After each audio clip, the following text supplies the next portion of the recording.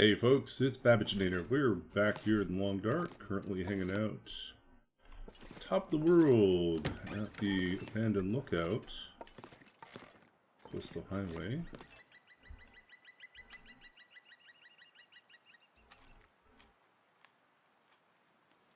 Trying to decide what we're going to do.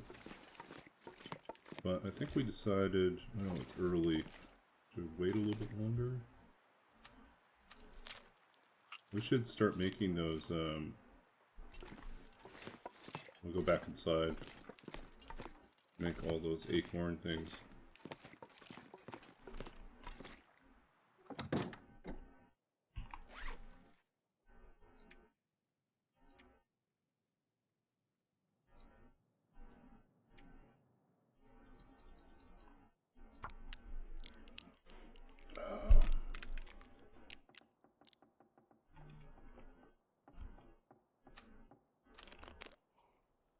Oh, it looks like we need water too.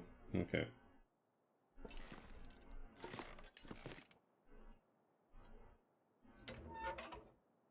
Maglens. Here.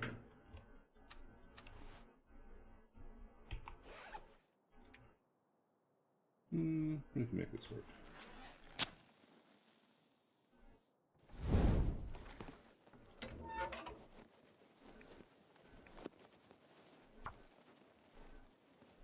Laszlo.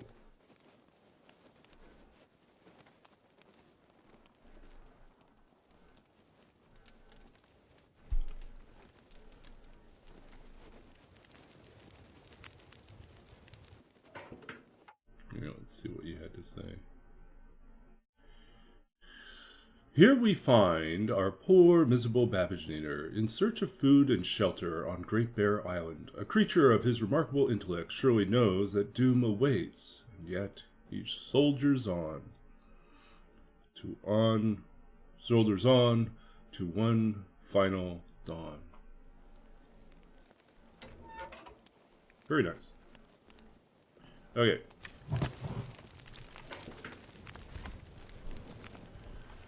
Okay, we do need water.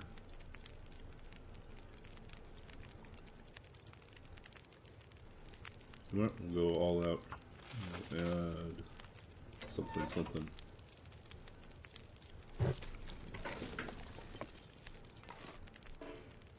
Needs a hatchet.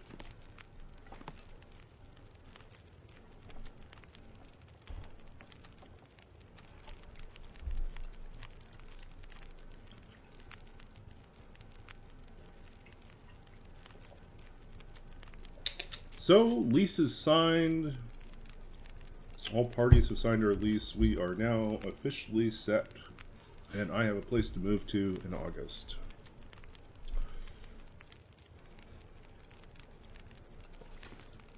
Which I am excited about. But not excited because I will have to also furnish the place. So that's going to take a little bit of planning.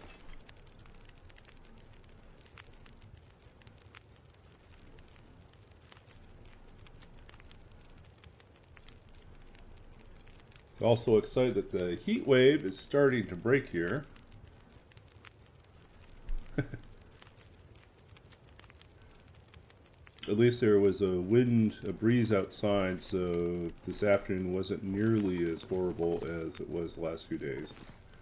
But I made the mistake of cooking, and then of course then it was all hot around the stovetop. I didn't put anything in the oven, but even cooking on the stove heated things up, and I was like, maybe I shouldn't have done that. But I can't afford to just eat out all the time instead of cooking because of the heat. What we need is a really cheap place to eat nearby. This is campus. That doesn't really happen. Yep. Yep.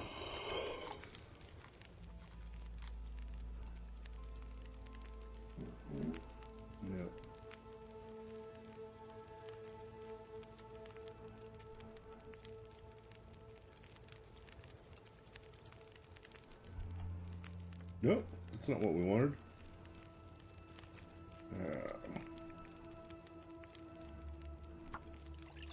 the wrong button.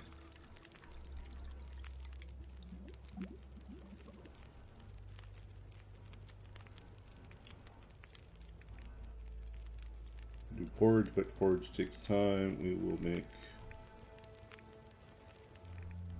Oh, I guess we'll make porridge.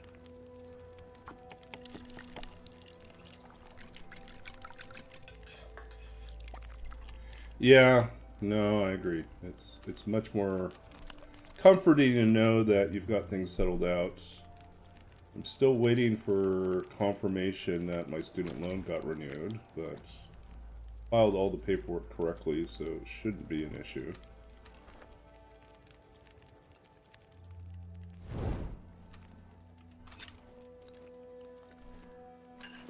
So I'll probably hear in about a week and a half. And I'll know what kind of extra funding I have on top of my work income. And then I also have a short list of department scholarships I can apply for, so we'll try our hand at that this weekend.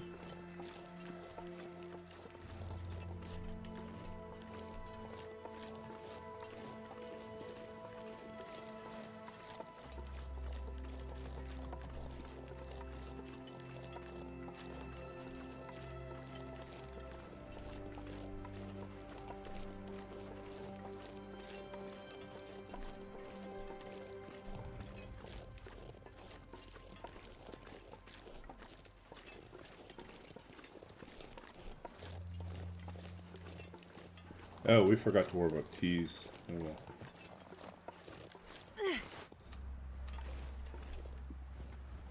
So we're gonna go down Bear Creek. Cut across, go down Bear Creek. Try to get as many cattails as we can. We have to build up our food reserves.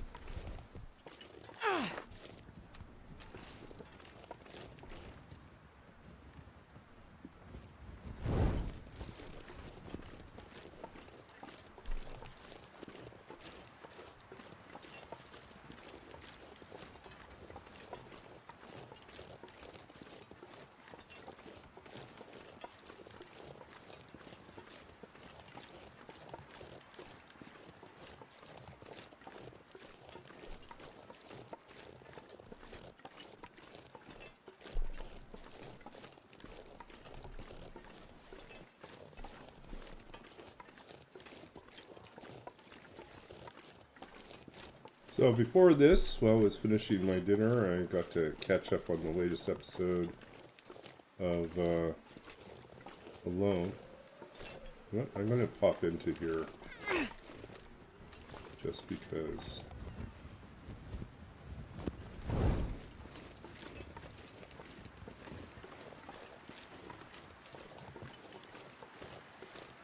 Probably because I can sense that wind is picking up.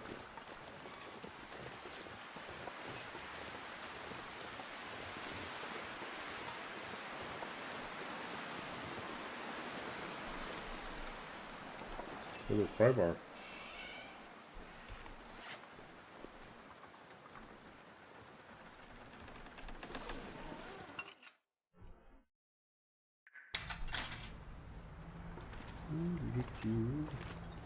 So how's your day been, Laszlo? What have you been up to?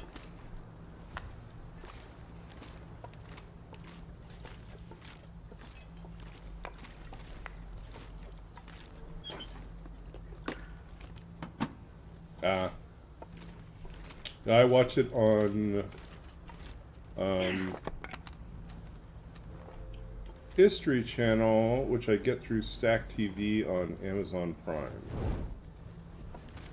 That's how I do it.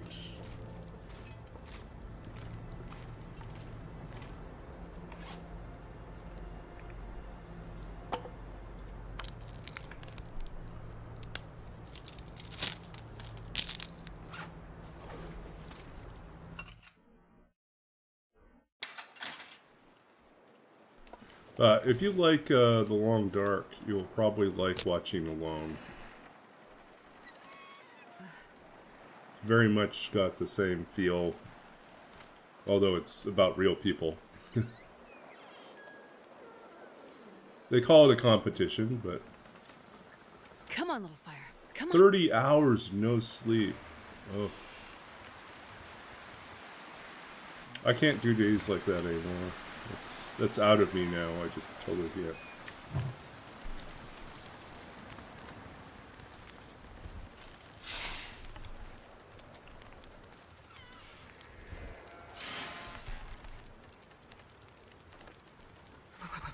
I've never felt so cold in my life.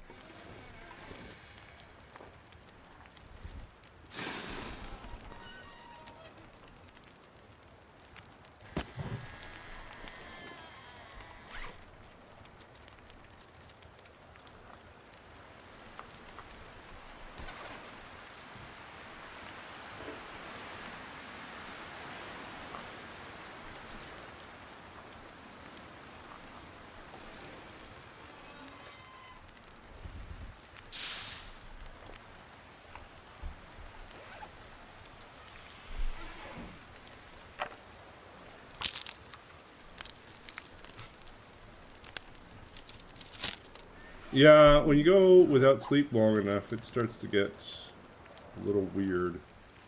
Oh, why do I keep pulling terrible torches? Gotta focus. I'm gonna master focus.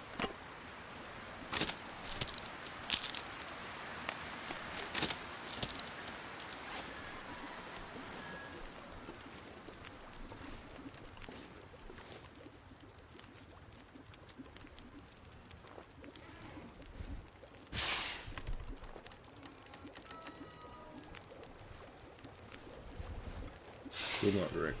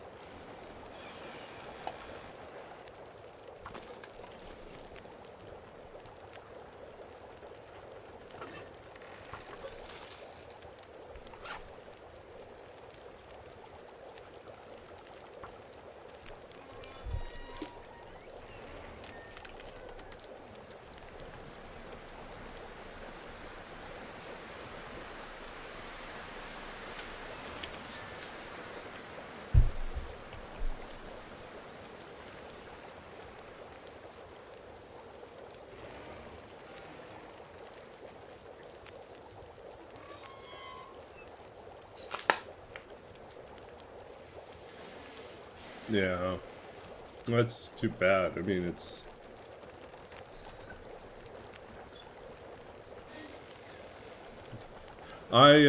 when I was working as a computer games programmer, the last few years, I slept so little, and so I just was working constantly. Because they had laid off so many people that we were just doing like two people's jobs all the time. And, yeah, I slept so little. I was not a happy camper. The work was grueling. The work environment was terrible. I was not happy all the time. And when I finally quit that job so I could go and do my MFA in creative writing, one of my friends, who was, you know, a friend of mine who was the DM in my D&D group, so he'd known me for years when I was living in Los Angeles. He said, "This is going to sound awful, Neil, but I just want you to know you're so much more pleasant to be around." And it was true. I was kind of stuck in this really bitter place because I was not happy with my life. I was just absolutely miserable all the time. And the sleep deprivation didn't help. And it's amazing. Like, if something can happen to change even a little bit, you know. But It's interesting. I think like sometimes back in those days, you know, if I couldn't sleep, and that happened sometimes, I'd get back and I just couldn't sleep. I would be exhausted but couldn't sleep. I would stay up and I would watch, you know, I had a Netflix subscription, which back then meant they actually sent me like DVDs in the mail. And so I would usually have like a stack of things to watch, usually, you know, foreign cinema or classic film or anime. And I was just working my way through things. And sometimes it really didn't matter what I was watching. I just needed some sort of background noise and distraction for my brain to unwind because it was so like tightly wound up around work. But yeah, let's hope that you don't have to stay in grumpy old man mode all the time. That something happens. Little break.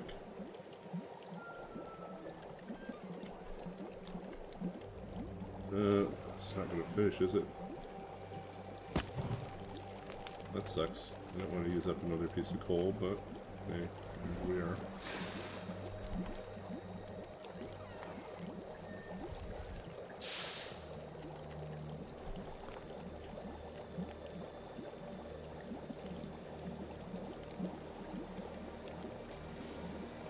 Yeah, I mean, sleep is really key. There's not much we can do about that.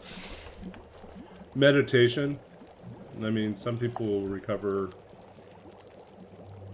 This pack is getting kind of heavy. if they can get some meditation time in. Even if it's just like being able to close your eyes and kind of turn off the world for a little bit.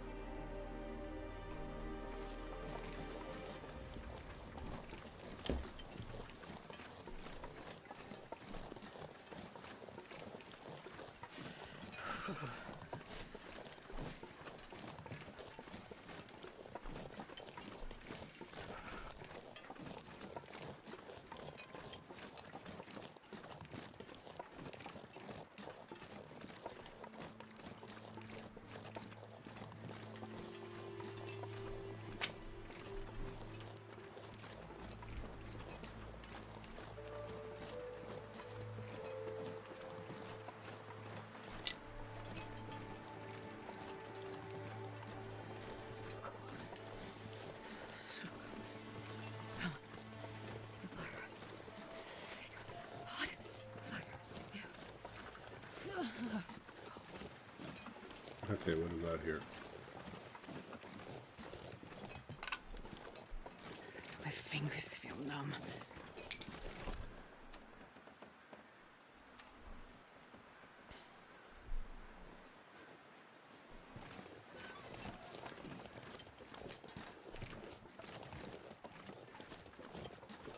Hey, yell at the clouds. Yell at the clouds. Tell them to go home.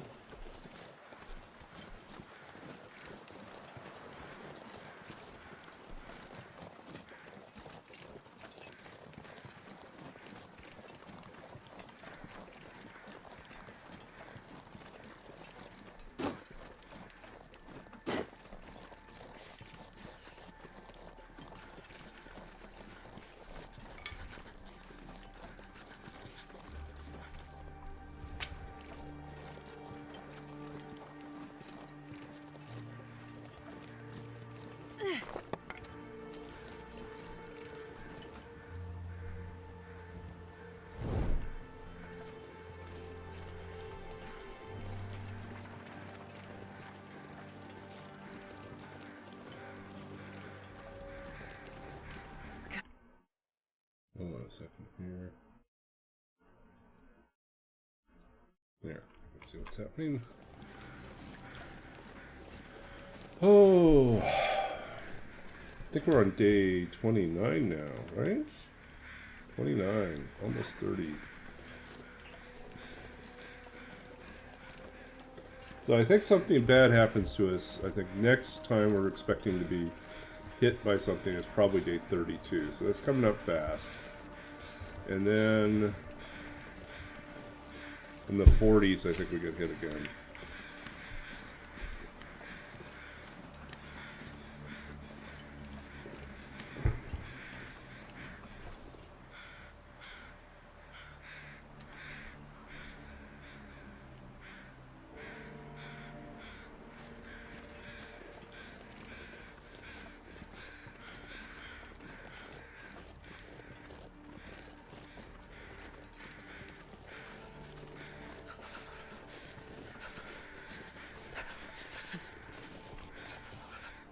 It just feels cold.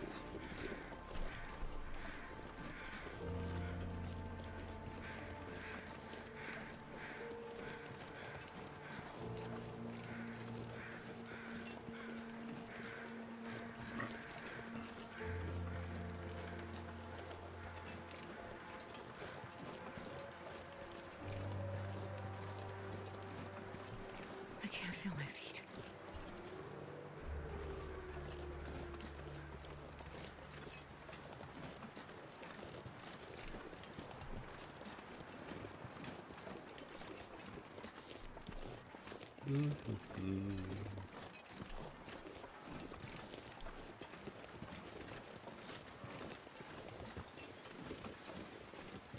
A roller, welcome in.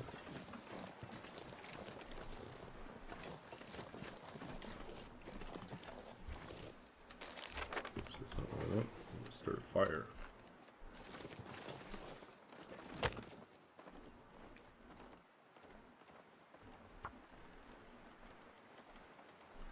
Hydrate! Cheers. Come on, little fire. Damn, I'm freezing. Perfect.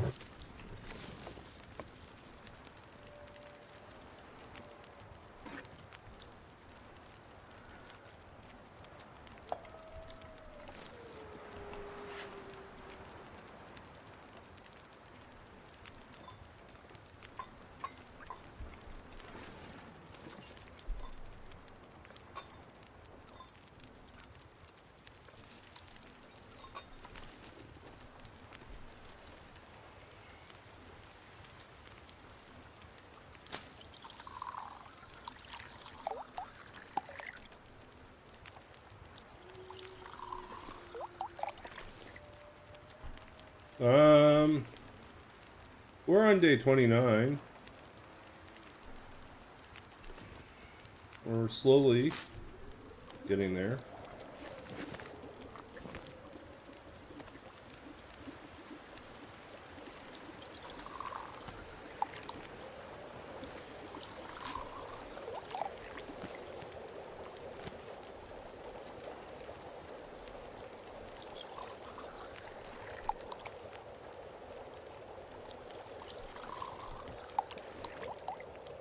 Yeah. Had a miserable month, right?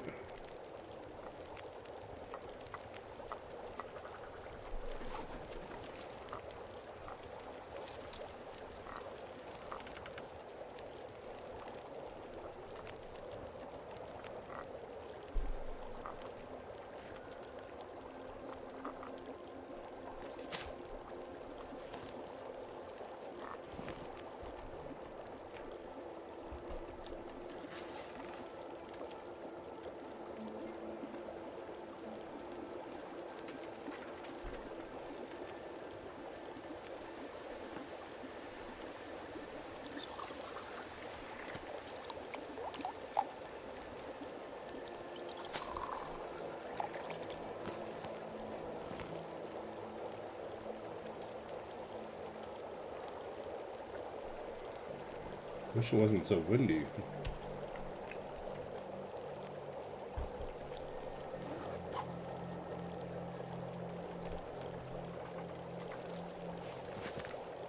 I'm not sure I can carry much more. Yeah, we're gonna try to get up to the top. And then sleep overnight up in the trailer, and then we'll work our way down the creek and get all the cattails.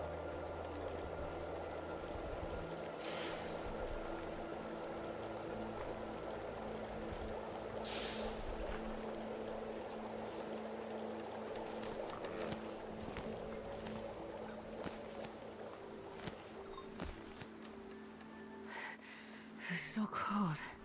I just want to lay down for a bit.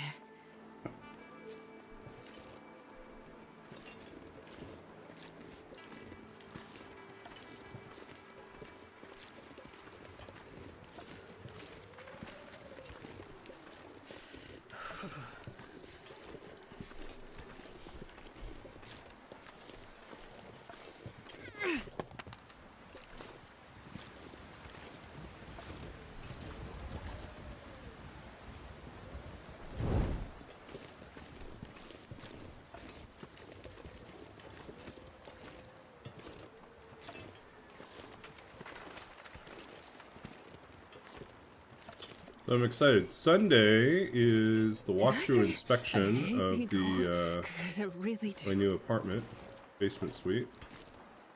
So I'm bringing a tape measure and some graph paper, dungeon mapping paper, and I'm gonna map out my my apartment.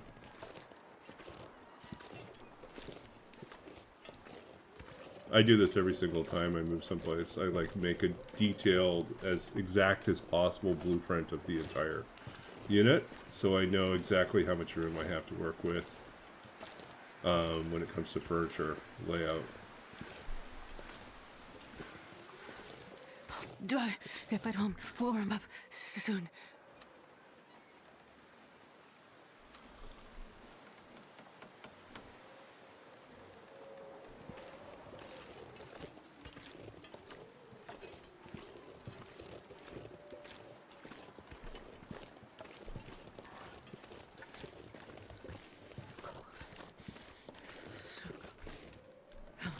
Maybe we'll skip this one.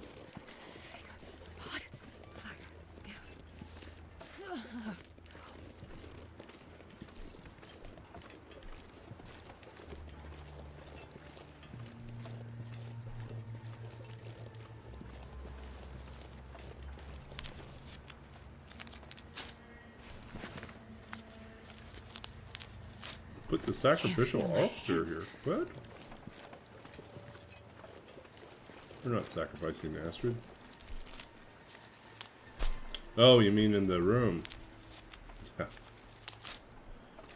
I think they would disapprove if I started adding features like that, or if I decided to make a secret passage that went into a different area. I think that would probably get me in trouble. I wonder if I can drop any of this gear. Clear.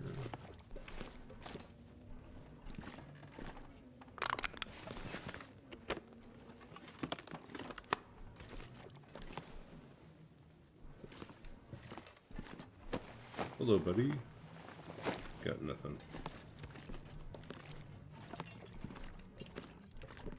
Oh. You brought something to the party. We'll take that.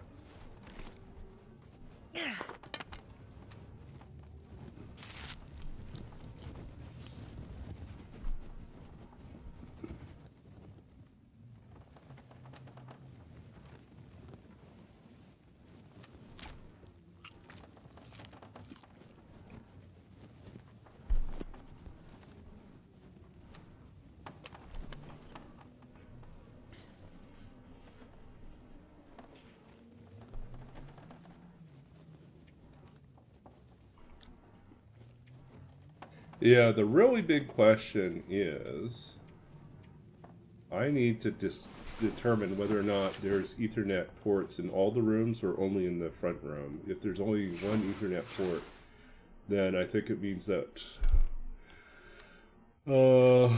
short of running an extension into my bedroom, I think we'll have to rely on Wi-Fi connection. But I have a really good router, so, and the Wi-Fi card or chip in this desktop is actually pretty good too. So I think he'll probably be fine.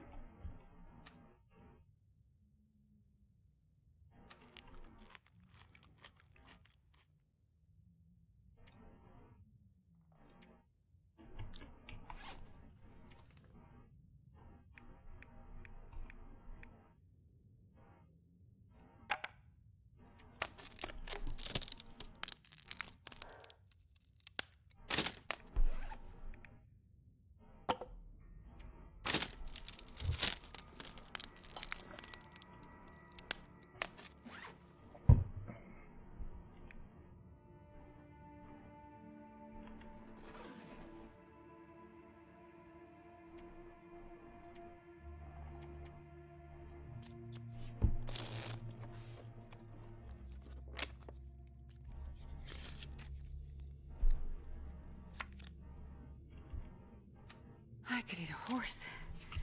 Let's stand a lot, because I love horses.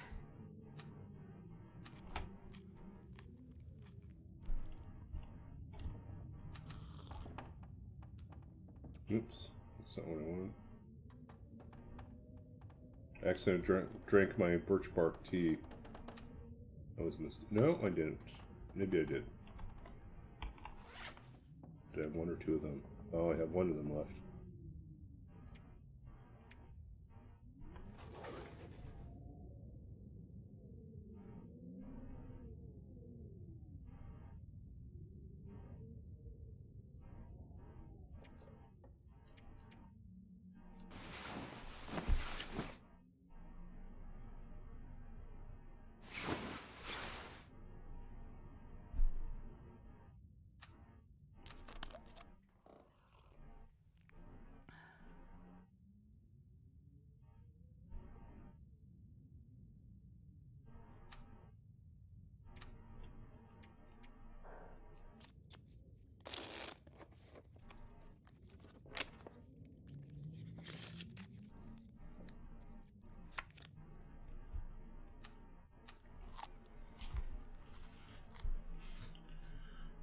You had to string Cat7 along the walls to keep the storage server and desktop on separate circuits. Oh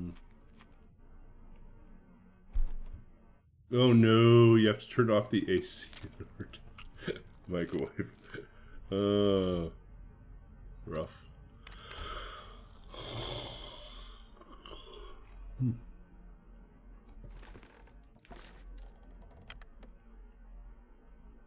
This pack is getting kind of heavy.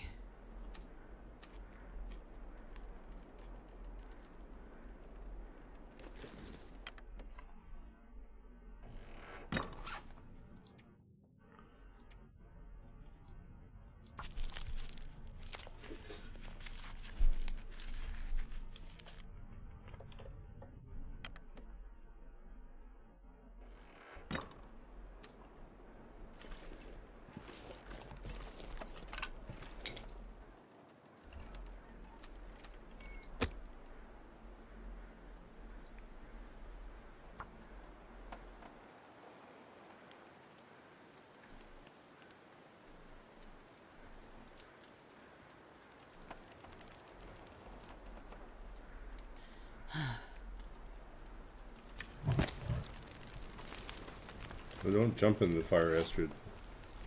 Not that kind of party.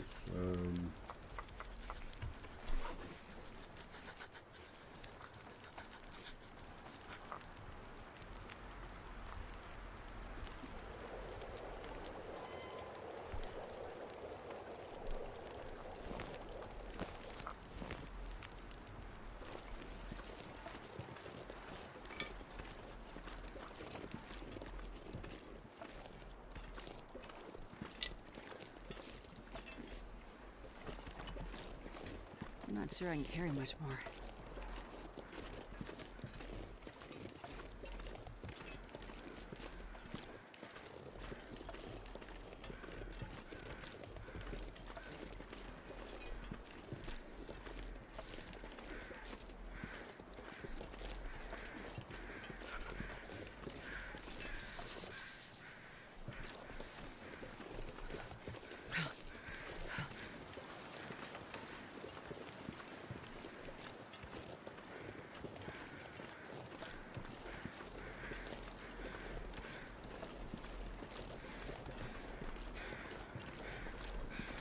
Starting to feel numb.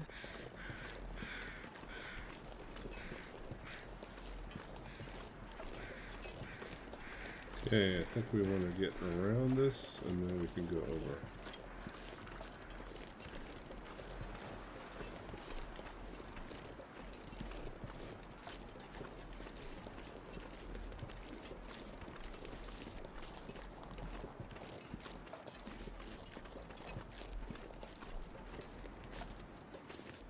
Yeah, we're on Coastal Highway. We're gonna sneak across this way to get the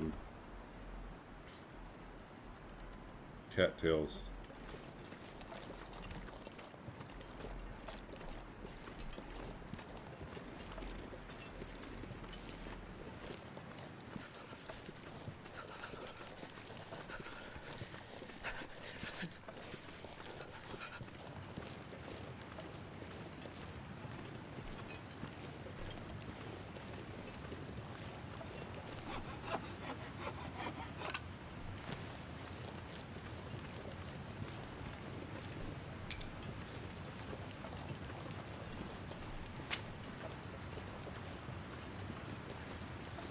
Jeez, this is cold.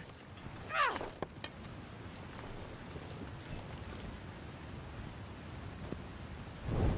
Coastal Highway, yes. We're going postal.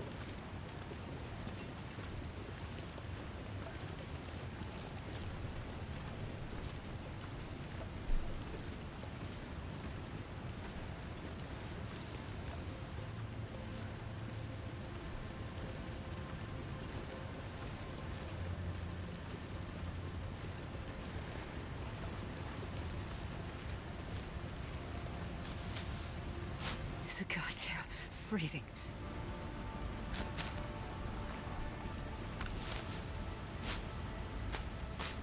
Oh, because I'm using it to light the next torch.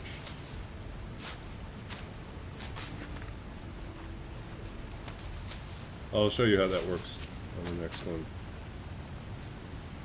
It's a way of conserving matches in Interloper.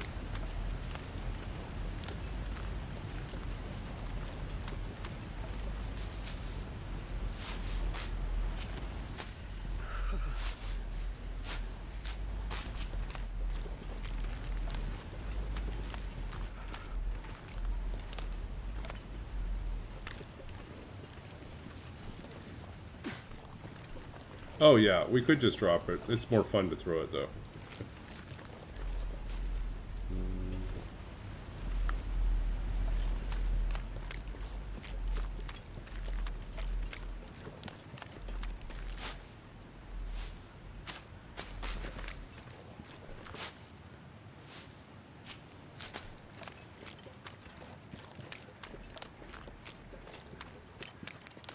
My fingers feel numb.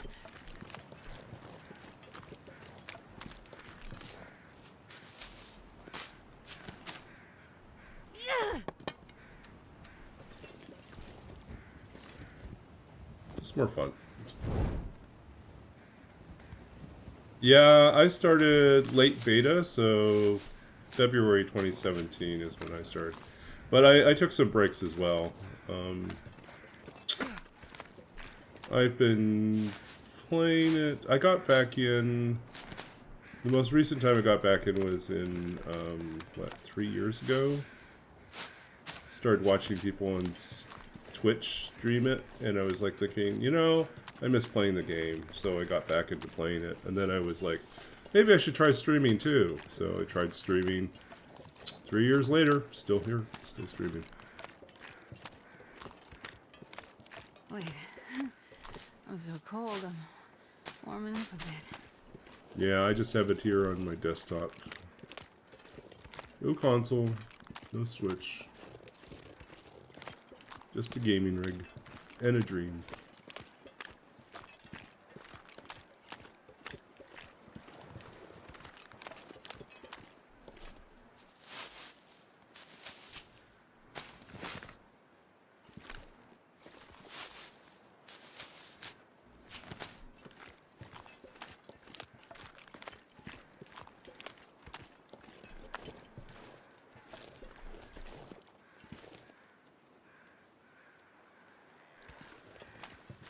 I hear deer out there. I don't think I hear the bear, so probably good for now. So we'll pop inside the cabin, warm up for her.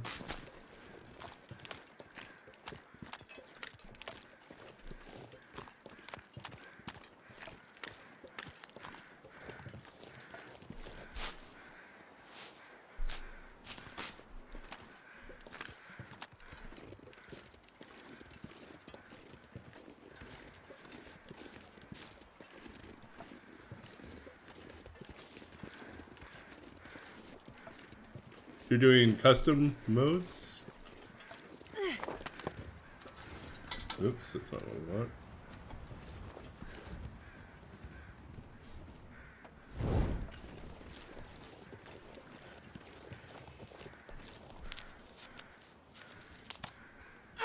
No, no, no, no. Don't throw away your torch, Astrid. That's...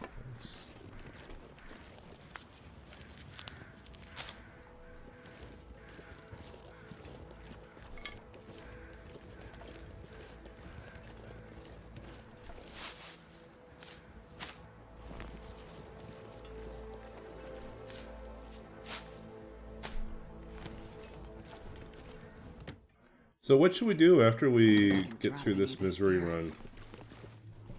However long it takes, you know. At some point it's going to end, as they all do, in death.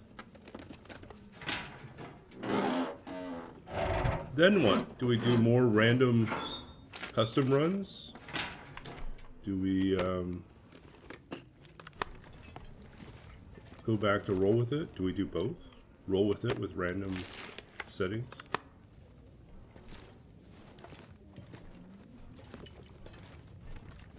Yeah, the sandbox definitely makes the game for me. I don't mind the story mode, but it's enjoyable. But there are parts of it that get a little frustrating. Like, I really don't like how they had us deal with Timberwolves in one of the chapters. It was very tedious.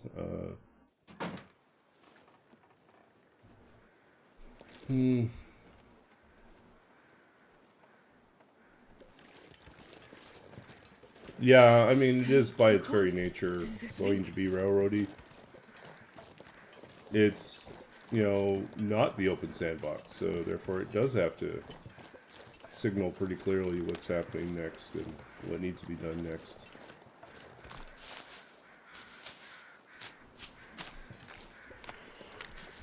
And this pack is getting kind of heavy. But I do like the freedom of the sandbox to just kind of do my own thing. Make my own plans. Ruin my own plans.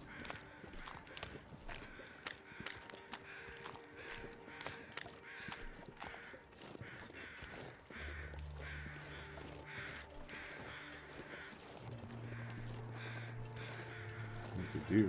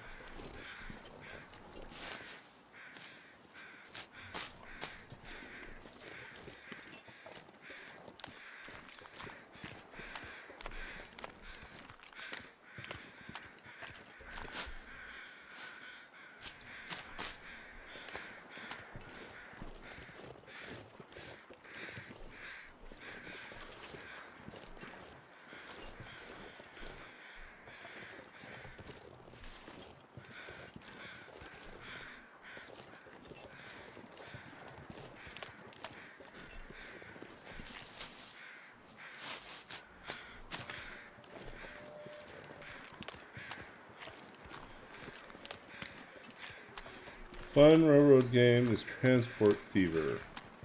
Could eat anything right now. Very chill. Let's just sort the way. Tell them to.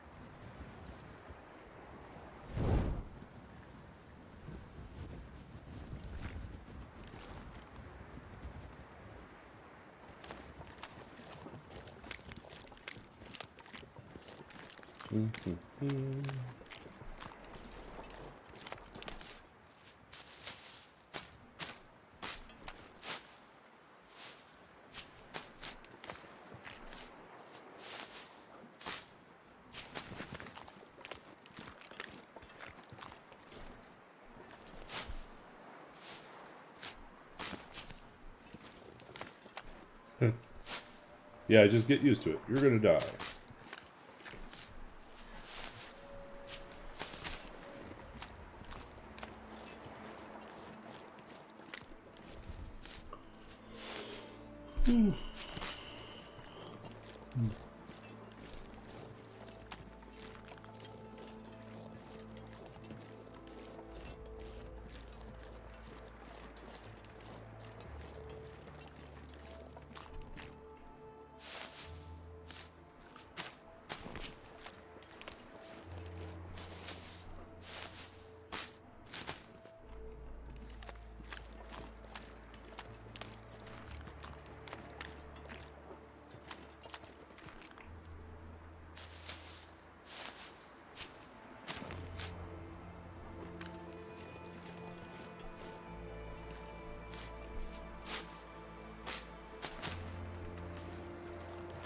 Uh-oh, there's a wolf out there.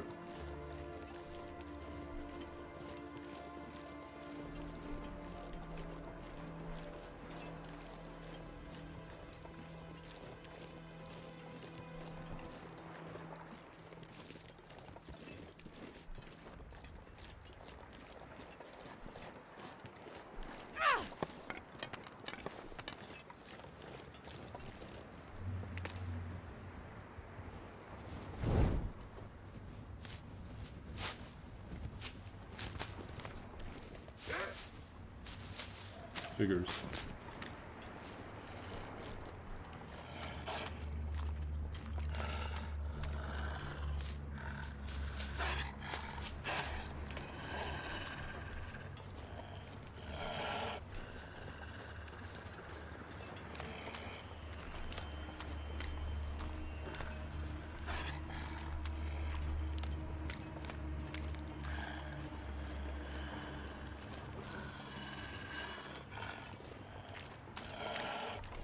God, I'd eat anything right about now.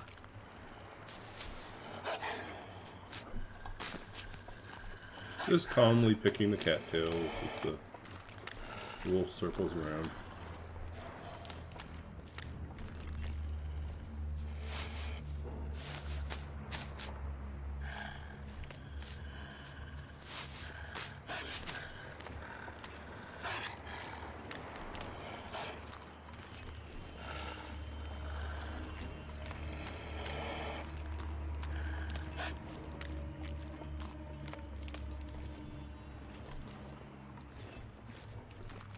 They gave up on us.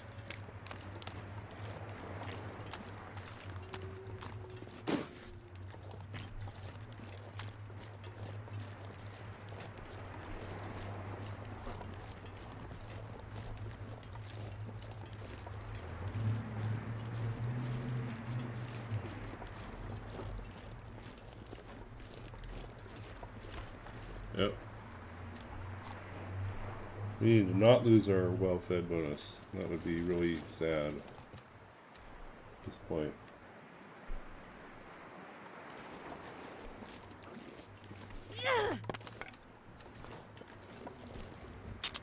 Oh no, we lost 2 matches there. Oh, that hurts. Okay, we're still doing well though. We have more matches than we expect to live, so there's that.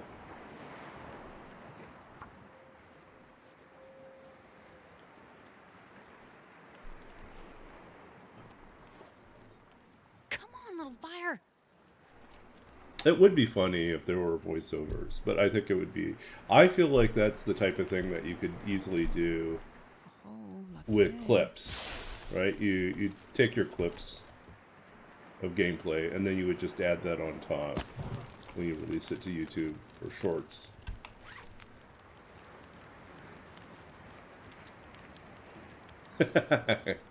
Yeah, that's totally appropriate, right? -6. Okay, we're positive here again.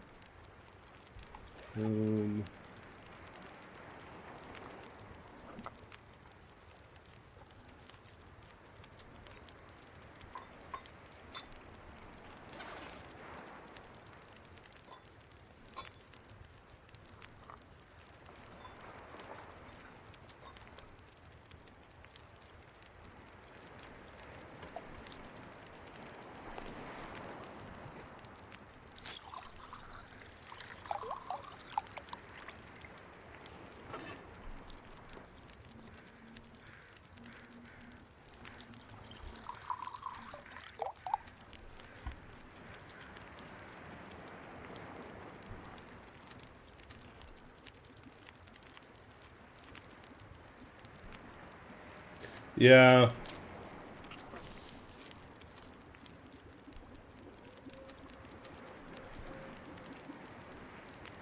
We're paused here for a little bit. We might as well give you a shout out. See what you're up to. Oh, no clips. Shout out for our usual suspects. Oops.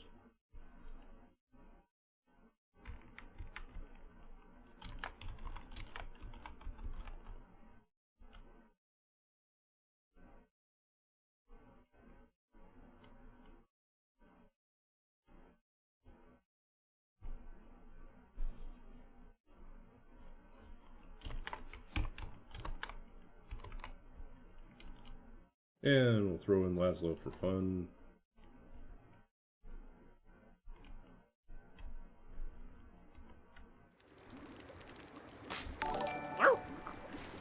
Hey, thanks for the follow, Callum.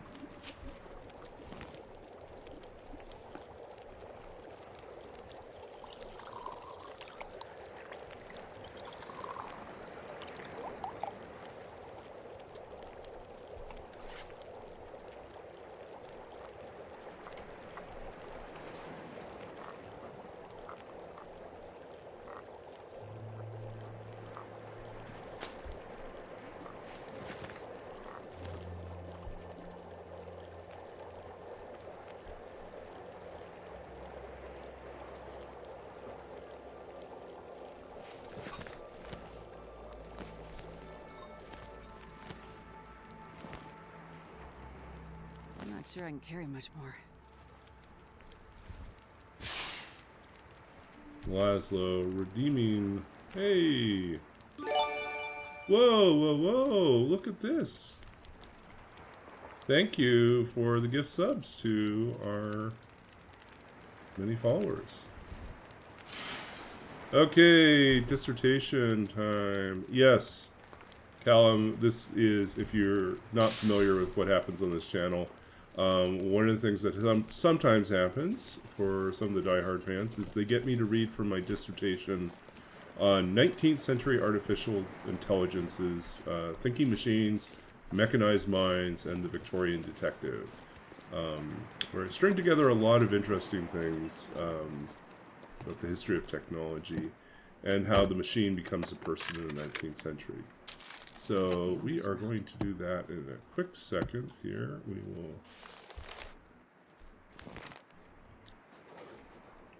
grab a few things here.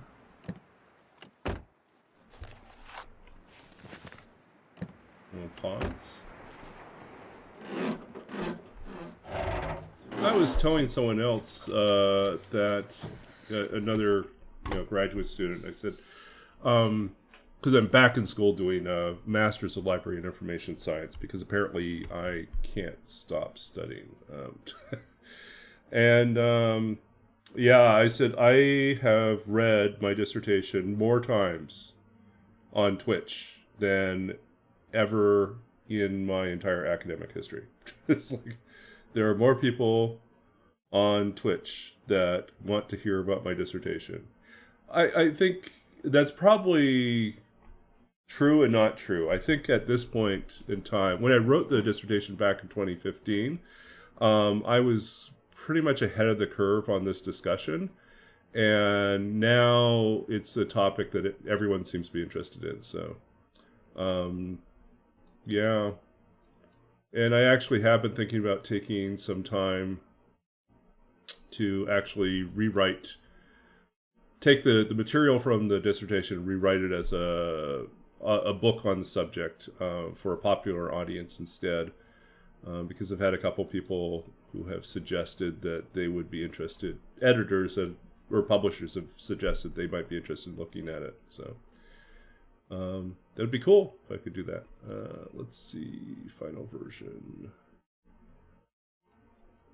Okay, here we go.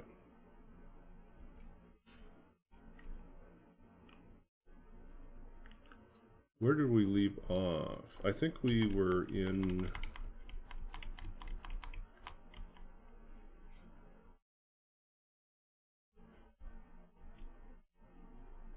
Okay, I think I was giving the overview at the third and final chapter. This is still part of the introduction.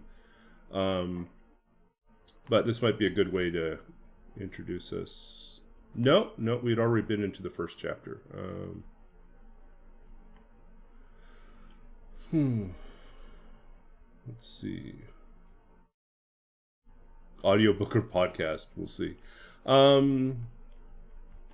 I think maybe we'll just jump in with the first chapter. Chapter 1, Constructed Otherness, the Mechanical Turk in the Public Imagination. A quote from Windisch. Let me get you the...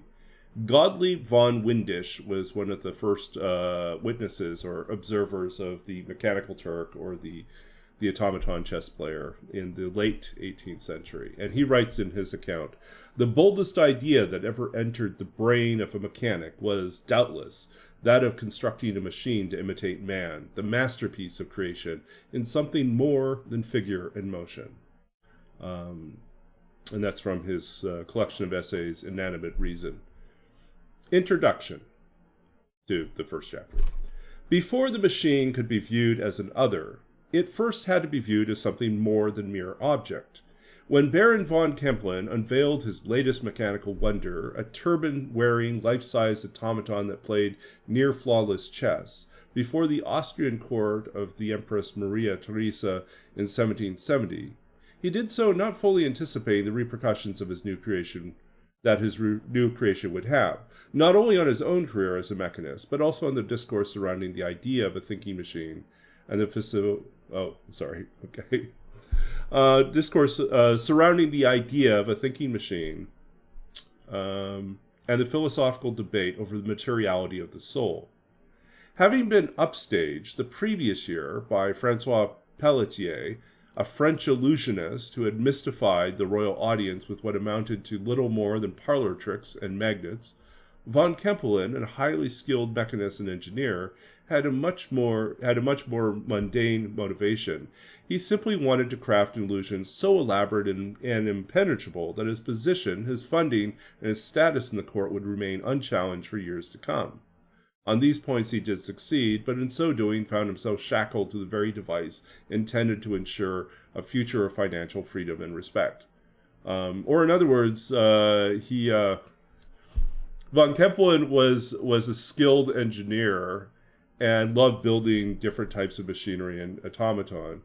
And he wanted funding for his engineering projects, and the Austrian court, the empress, usually basically wrote him a check and said, "Hey, go and do whatever you want." But one year he lost the funding because some weird hack magician showed up and did a bunch of illusions using magnets and ended up getting the money instead of von Kempelen. And he was ticked. He was so ticked. He decided he'd build an illusion to out-illusion the illusionist and build a sort of a fake machine that played chess, to demonstrate that he was superior as an engineer and also as an illusionist. Now, this backfired horribly because he was too successful and everyone wanted to see. The Empress insisted they spend a year or two, or maybe 5, just touring constantly and showing off the machine. So what he had intended to be a few days' amusement for his queen soon became an extended schedule of private and public exhibitions, and with each day the Turk's reputation grew and public interest intensified. Karl Gottlieb von Windisch, an eyewitness of the first public showing of the automaton, writes of that excitement. An account of it soon spread through the great part of Europe. The papers and journals were eager to announce its marvelous works, the result of which was, as is the case with all accounts, hand about mouth to mouth, that they became daily more wrong, exaggerated, and contradictory. So, yes, the rumor mill just was in full gear, and soon enough, a game of telephone ensued, and no one really got the idea of what it was, and it became even more exaggerated, mystical, magical, and stupendous, as a miraculous wonder for people to see. Great for publicity, totally wrong in terms of, communicating the mechanical nature of what he was trying to build. Yes, exactly. From Windisch's letters, which were subsequently translated and reprinted in other countries, contributing to this atmosphere of curiosity, we begin to glimpse some of the factors that enabled the opening of a new dialogue around the idea of a machine and the figure of the automaton. The widespread speculation and misinformation, as well as the numerous attempts to explain or debunk the means by which the automaton operated, produced a climate of anxiety, skepticism, and even optimistic materialism, which encouraged important shifts in thinking about the nature of a machine and the personhood of an automaton, both necessary steps in laying the foundation for what would ultimately become the figure of an artificially constructed sentient other. So this is basically to say, all this conversation and imagination produced so many conflicting ideas that anxiety, skepticism, abounded, but as did this idea, this optimistic idea that it might actually be possible to build a thinking machine. And what would that look like? Although eventually exposed as an elaborate fake, the Turk moved the thinking machine out of the realm of remote fantasy and into the public sphere of possibility, where witnesses found it increasingly difficult not to ascribe some form of personhood to the machine they were encountering. This chapter looks at how this cultural phenomenon sets the stage for new mechanical models of thinking and the eventual emergence of the detective figure as a machine-like thinker. And which is to say that what's happening then is that these eyewitness accounts, it becomes very clear that they stop thinking about it as an object, as a machine that does a particular task and that is not like a human at all. But instead, they start thinking of it as an opponent. They start thinking of it as a character. They start thinking of it as a person embedded within society. And most importantly, they start ascribing pronouns to it, and they talk about it as a he and not an it. Yeah, I'll do one more little section here, and then we'll go back to the game. The Turk and the reconfiguring of the automaton as subject. Prior to the arrival of the Turk, an automaton was generally understood to be a self-moving instrument, a clock, watch, etc. Automaton Bailey, or so referencing. Oh, let's see, automaton. Oh, okay, that's a reference to a dictionary entry. from the 18th century, or a machine that hath the power of motion within itself, Johnson's Dictionary on Automaton. Whereas classical automaton like Daedalus's moving statues or the artificial eagle that tormented Prometheus operated in the realm of legend and the supernatural. The clockwork automaton that rose in popularity in the early modern and Enlightenment European courts presented themselves as complicated. Complicated, yet tangibly real works of great mechanical ingenuity. By and large, these highly ornate and intricate mechanisms were intended both to serve as spectacle and to embody a particular understanding of the world they inhabited, recreating in complex detail the behaviors and movements of actors in small scenes of state and empire, or the repetitive motions of a single mechanized representation of a human or animal. Okay, so that's a long way of saying that before the 19th century, when we thought about automata, we thought about like these made to model either a scene that was a representation of the different layers of society, the different classes of society would all be represented in a model of like the medieval universe in terms of like from the peasant to the king, all in that sort of a clockwork mechanism. Or it would be a highly sophisticated mechanical representation of, let's say, a dancer or of an animal. And it would replicate the movements and the appearance, but there was never an expectation that it would represent intelligence. In so doing, the pre-Turk automata offered themselves to their audiences as models of predictability, regularity, orthodoxy, and precision. A cuckoo clock is a good example, yes. Thanks, Callum, for the sub. I do appreciate it. It's, yeah, some AI chat. If it wasn't fake, it would be breathtaking. It was, and there's a whole larger discussion. Von Kempelen, the inventor, was really ticked off that all the attention went to the chess playing, and no one talked about what he considered his masterpiece.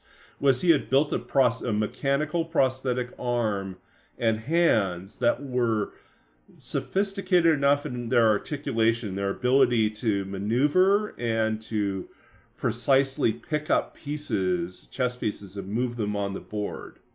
That's like an incredible mechanical feat to create a mechanical arm capable of doing that. Even if it's operated on the inside by a human being, that's still absolutely amazing that he pulled that off in the late 18th century. Like, this is before 19th century levels of precision. This is him just working as an independent mechanic engineer. So, I mean, it really was astounding. And that's not the thing that people focused on. So he was really ticked off about that too. But clockwork mechanisms, all like medieval clock towers often had automaton, like little figures that would move with regularity, right? Early first-hand accounts of the Turk reflect some of this tension between the self-moving automaton, commonly understood and anticipated by the audience, and the self-acting automaton they saw presented before them. So that's a clear distinction, right? Before, it's like it is a figure that does a repeated action with some regularity. It's a clockwork figure. But now you're watching something play chess, which requires a whole different set of maneuvers, and they're not repeating the same game over and over again. The Turk, the mechanical chess player, is playing a different game every single time. And even more so, there are accounts that the automaton chess player would then catch people cheating and chastise them, or like throw pieces off the board if someone moved them incorrectly. And it's just like stuff like that. It's like, okay, it's not the behavior of a clockwork figure that's stuck in a particular way. That was before standardized measuring. Yeah, all sorts of stuff. So the first of these accounts come from Reverend Louise Duttons, who wrote a letter in Gentleman's Magazine in 1770, which was published in the January 1771 issue. In his letter, he describes von Kempelen as aiming for and eventually surpassing the mechanical accomplishments of Jacques van Causen, an earlier mechanist known for his automaton flute player and defecating duck. Yes, in the 18th century, there was a guy that built a mechanical defecating duck. You fed it a grain pellet. No, you fed it grain, and then it pooped out a pellet at the end. Now, it was supposed to have an artificial digestive tract. Van Causen gave up eventually on trying to actually duplicate how a digestive tract really works, and so it's just really more of an illusion where it just produces from, it has a stockpile of pellets that just drops out at the end, but it gives the illusion that it poops out at the end. Whereas Van Causen had devoted himself to the perfect mechanical replication of breath and digestion, he tried to do that. The internal processes mark the living from the inanimate. Von Kempelen was striving for a different type of mechanical perfection, manifested in part through graceful movement and gesture, a seemingly more perfect linkage between will and action. Duttons notes his astonishment at the sophistication of the mechanism that comprises the automaton chess player, commenting in particular on the precision with which it made the various and complicated movements of the arm with which it plays. See, Duttons is the one person that recognizes that the arm is like a really cool thing. Von Kempelen is later annoyed that no one else does that. Dwelling on the mechanical dexterity of the movements, Duttons affirms the Turk as being as advertised, an automaton filled with wheels, springs, and levers, and assures his readers with his own inspection that there are no grounds for the supposition that either the cabinet or the figure contains a hidden boy who operates it. Now, in this, he's totally wrong. It is actually got a sliding compartment that conceals the operator on the inside. But Duttons is convinced by its mechanical nature. He doesn't see any reason why machines can't think, which I think is really interesting. All this builds and confirms the existing understanding of the automaton as a machine that hath power of motion within itself. So for him, it's sufficient to say, hey, it's able to make its own movements and have a variety of movements. So that suggests that there's some sort of will or intelligence in there.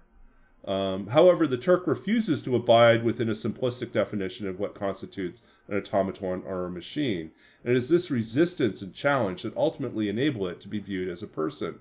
It would be one thing to sit down with the Turk and have it play a game of chess, repeating the same moves game after game. Instead, its viewer finds that there is something extraordinary and unprecedented in its workings. As Duttons notes, the marvelous in this automaton consists chiefly in this, that it has not, as in others, the most celebrated machines of this sort, one determined series of movements, but that it always moves in consequence of the manner in which its opponent moves, which produces an amazing multitude of different combinations of its movements. Or in other words, the machine is playing chess by responding, actively, intelligently responding to the human opponent. In other words, unlike similar complex automatons like Van Causen's flute player or various writing or drawing figures, the Turk responded to its opponent's moves with intelligent and legal movements in the context of the game.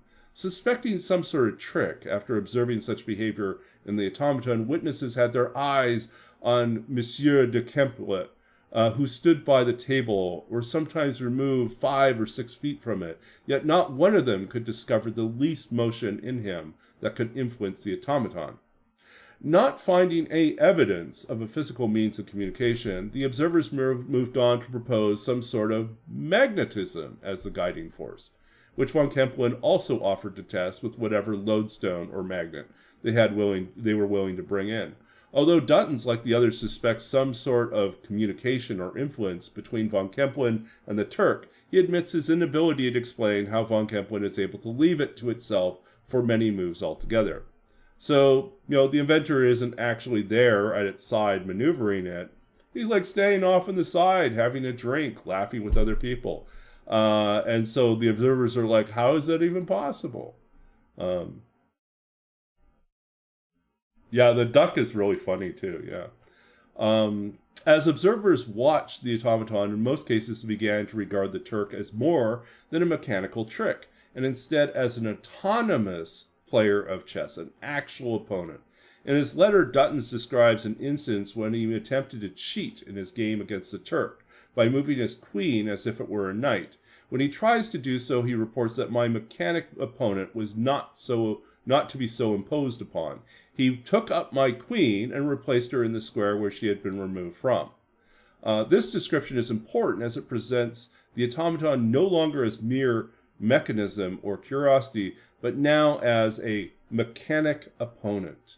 It is doubly interesting, though, for this particular moment in the text. Dutton suddenly shifts pronouns, replacing the it of the earlier descriptions, and instead characterizing the automaton chess player, who is now his mechanic opponent, as a gendered he. This transformation from mechanical object into mechanical other doesn't take place for Duttons alone. Other early observers had similar experiences as mid-game they came to the realization that the Turk was not a simple automaton performing a rote, uninformed series of moves, but instead possessed a grasp of the rules of the game, some deeper awareness of the movements of its opponent, and an ability to act for itself in response to those moves. For many, if not all, the Turk presented itself as a physical puzzle. Duttons and his observers hovered between skeptical inquiry and participating in the fantasy of the self-acting automaton chess player. In the end, the question is whether or not the Turk was in fact a legitimate automaton is of less import than this conceptual shifting of the automaton figure from the realm of mechanical curiosity to the domain of personhood. Let's see. I'm going to probably... There's like 2 more long paragraphs, but I'm going to pause here so we can get back to the game. Yeah, so in terms of Turing tests, I would say that... I mean, that's kind of like a question, right? Would you say that the mechanical Turk passed the Turing test? It's a human pretending to be a machine that pretends to be a human, right? Well, it's a human pretending to be a machine, which is presented as something that is both human-like, but a machine. So I don't think it passes the Turing test exactly, because by its definition, it has to be that the human can't tell the difference between the machine and the computer and the human, and mistakes the computer for the human. In this case, they are they're accidentally, they don't know. They're in a state of ambiguity. They can't tell what they're looking at. So it's more like the idea of uncanny valley. Freud's uncanny valley idea, which basically has to do with the fact that there's a point where something is so similar to something else and yet significantly different that we become uneasy. And the example he gives is like dolls that are missing their eyes. Dolls look human-like, but when they're missing their eyes, they become incredibly creepy. We are freaked out by them because there's something that's not right. They're like us, but they're not like us in an important way. So anything that is too similar to us, ends up producing like that uncanny valley effect, and we get bothered by it. But yeah. Oh, wait a sec. We should just realize I hadn't switched back to the... Okay.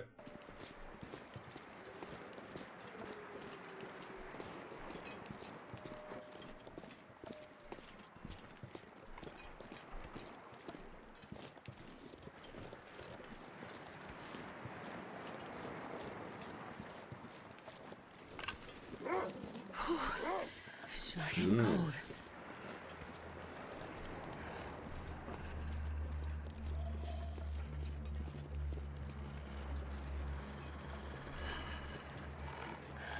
wolves are out there.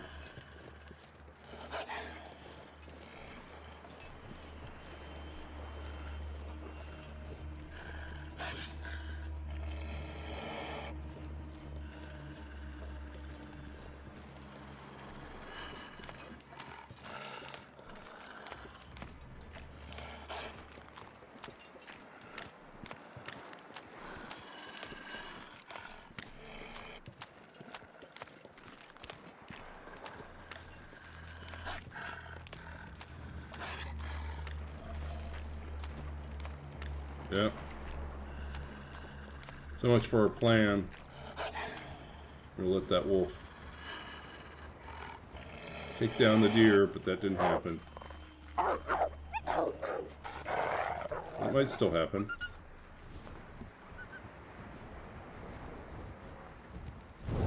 Oh, so cold. But you can kind of see why, like, it's an interesting topic. Oh. Hey. Buddy. I really appreciate you bringing me dinner here. Go away.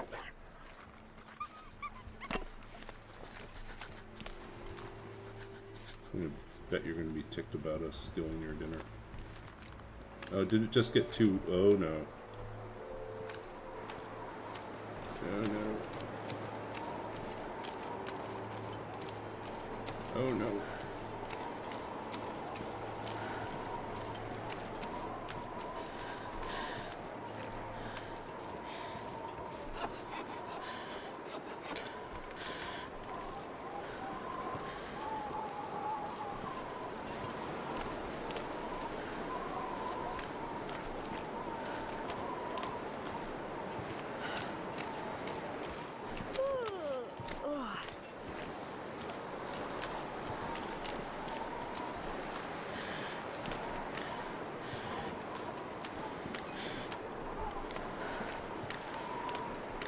We'll come back to Fishing Village when the wind is not so gusty.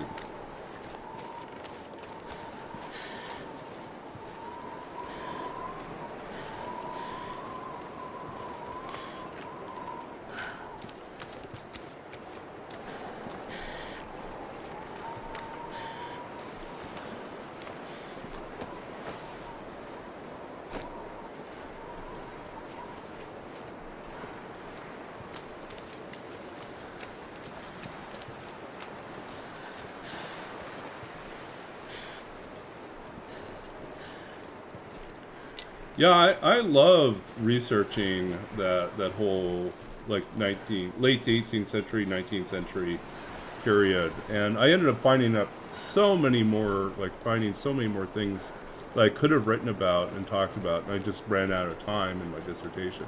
They just say like, no, you just got to finish up. So it's like, okay. So like there is like plenty of reasons why I should probably go back and do a more thorough write-up for myself and for other people. I was like saying that I've actually been approached by at least one publisher, informally. Well, actually, I guess they suggested it. We were having a conversation at a conference. It turned out I was talking to someone who was one of the editors at MIT Press, and she was saying like that actually sounds really fascinating. If you were to take your dissertation, expand it, and rewrite it for a popular audience, it's the type of thing that you should be able to find a publisher for, and we'd be happy to take a look. So, and then I didn't do it. I was lazy, so I think I was in the middle of a job search at the time. But it's something that I definitely have thought about. Yeah, and I could also do it as a podcast. That's another approach. I have done podcasts in the past. I ran a podcast for a couple years called The Lit Fantastic, where I just interviewed authors. I'll put that link in there.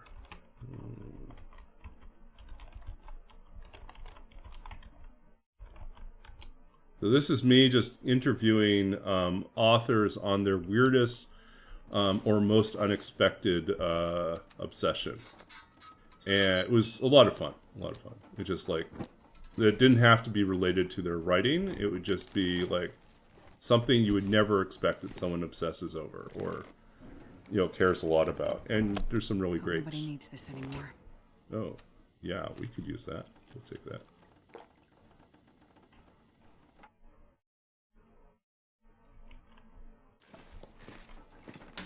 Yeah, there's some really great history podcasts out there. And I'll say the biggest challenge with doing a podcast... Okay. I think that link should work. Let's see. Yeah, the link still works. For the fantastic. Yeah.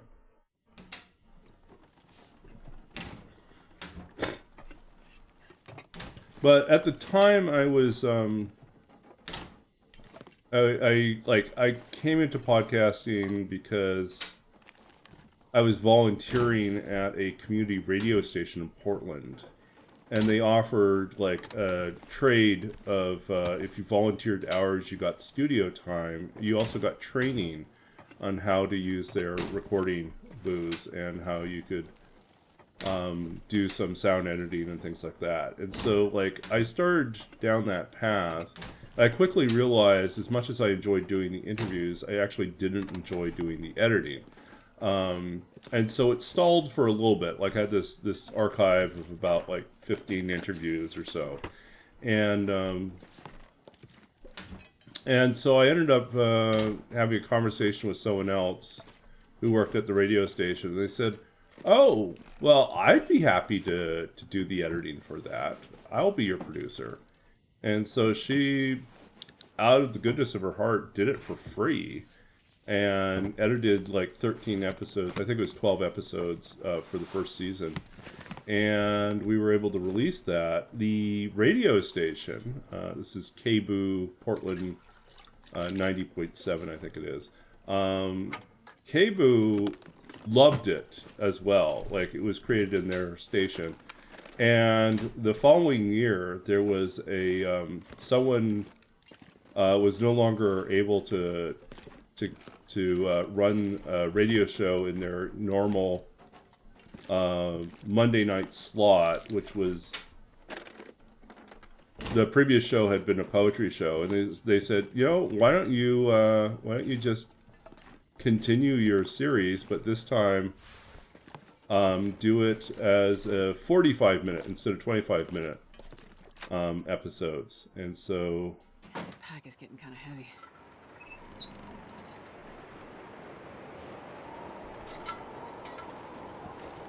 So yeah, and so again, a different person stepped up. Another friend said, "Yeah, I'll happy to take over," since the other person was not available to do the second series. And so we interviewed more authors, talked about more obsessions. The weather here is terrible. It's really bad. I think we just stay inside and warm up a little bit. Or stay inside and sleep. It's so cold. I just want to lay down for a bit. Yeah, it is sad.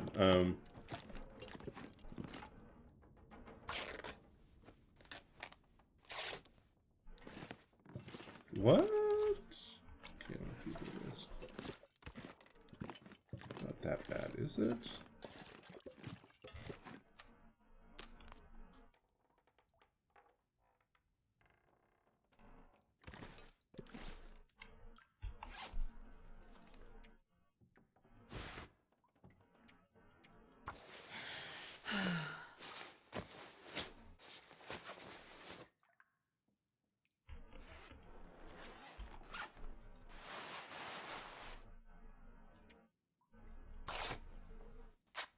I think we're 31 now. 30, I think. I'm not sure I can carry much 30. more. We're in 30. Almost 31.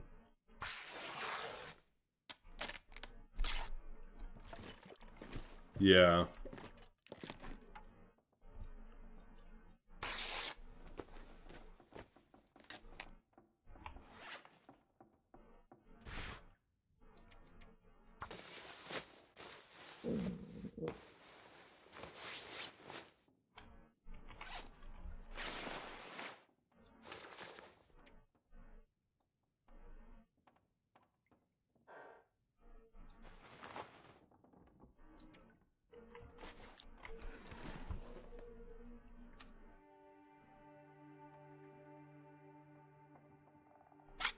Definitely eat the sardines first.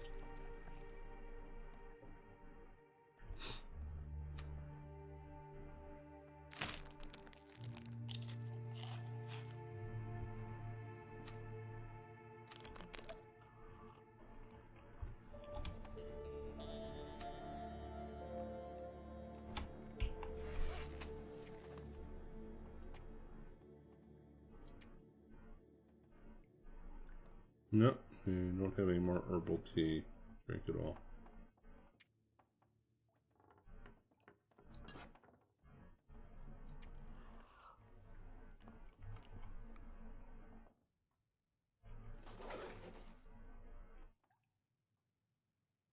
Yeah, we are. It's going to be rough. And we're in the wrong place. There's no birch bark tea gathering out here. Just learn different food last.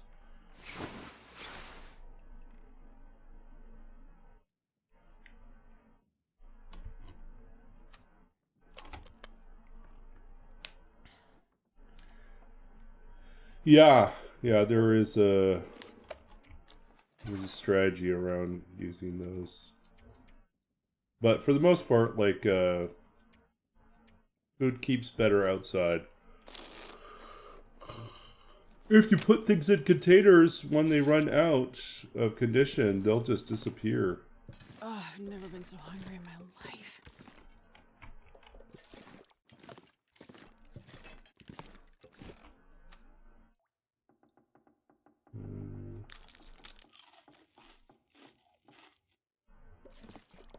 Yeah, that's why if you've got the travois and you're transporting stuff, don't put your stuff in that's like almost about to expire. Because when you go back to get it, it'll be gone. That's a really tough lesson to learn. It's like, oh, I thought I had more food. Nope.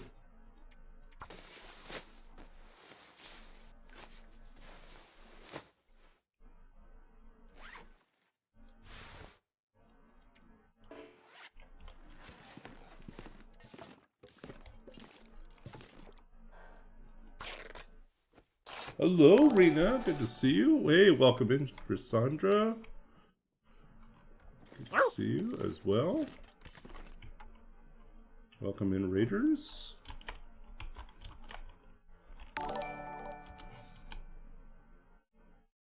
Excuse you. You don't belong here.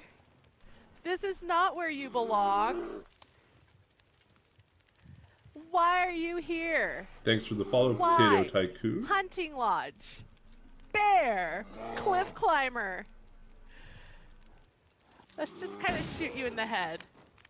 Will you run down the cliff? Oh my!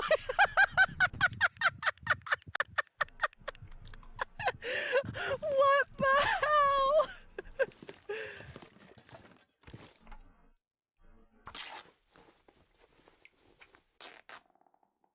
Get out of here, bears. Stop talking to me, bear. Yeah, welcome in, Raiders. I am Babbage Nader. I stream The Long Dark, as you probably have caught. Whoa, more gift subs out. Thank you, whoever is anonymously distributing wealth. This is good.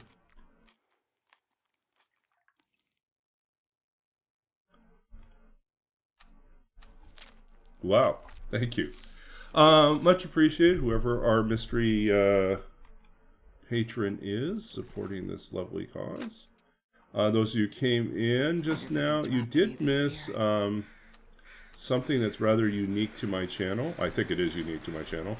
And that is, we just did a...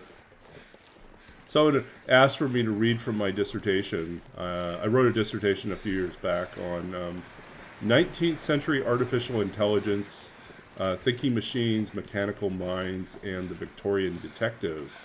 And so I was reading a bit from the chapter on the automaton Turk, and how that fake machine leads to a shift in the Victorian imagination about whether or not a machine could be a person.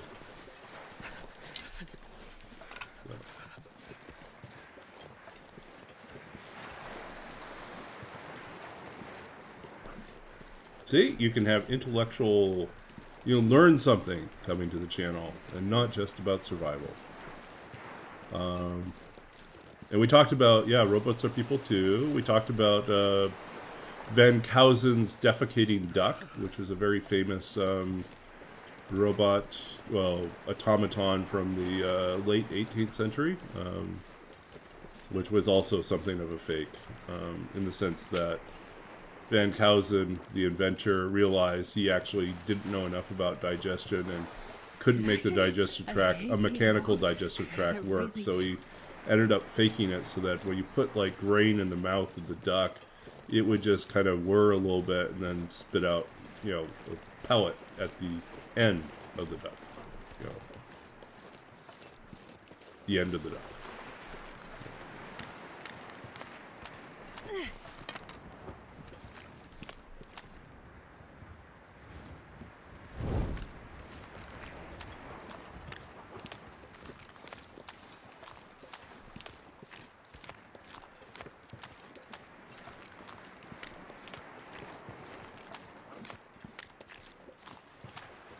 So we are now on day 30, and we still have no bedroll. This is the most cursed run I've ever had. And this is a misery run, no less.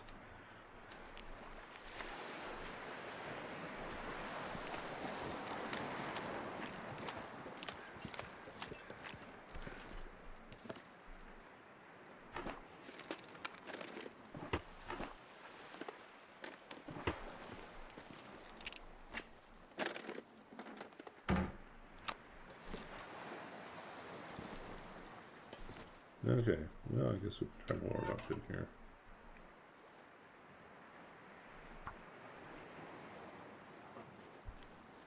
Poor Astrid.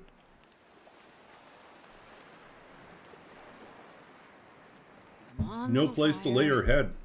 Just have to keep going from bed to bed.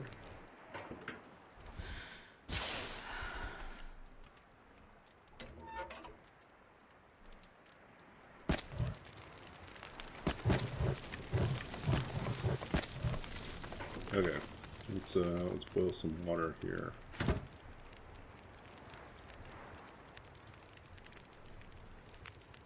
We'll use this as an excuse to warm up.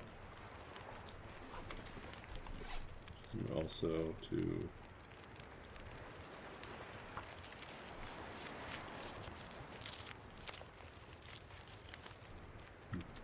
Astrid does walk on water, but it's frozen water, so that's probably not that surprising, right? Oh, and now we got, yay, we picked up 2 more. Rheumatic joints, painful inflammation, cannot sprint. Oh no, we cannot aim a weapon for a long time. Sprains more easily. And we have the haunted mind. No, let's see. Is that the new one? Haunted mind? Recover 50% less condition from resting. Yay.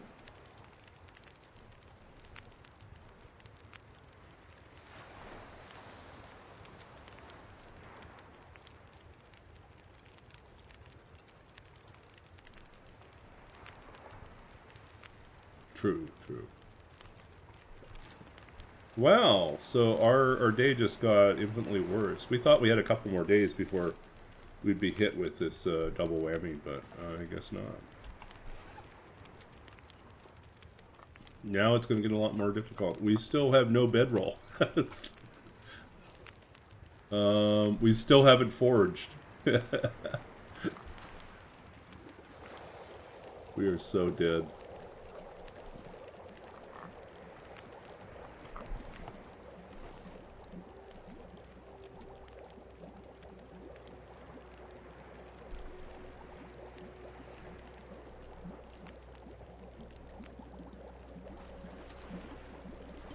Okay, we should drop this guy here.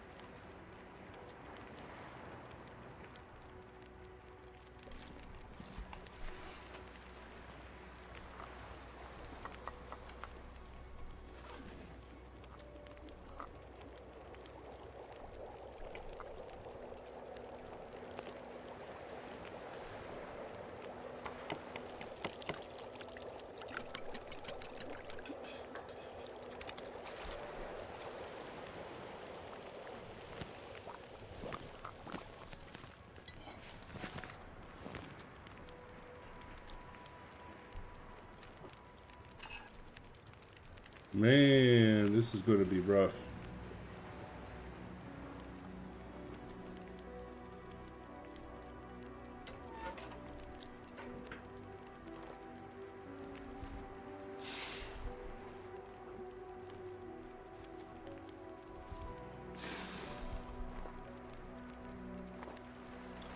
Well, I think I'm doing quite well for my first attempt at misery, right? So...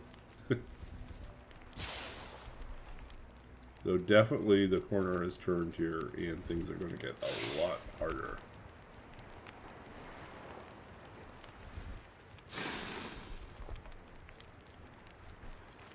Okay. Visibility.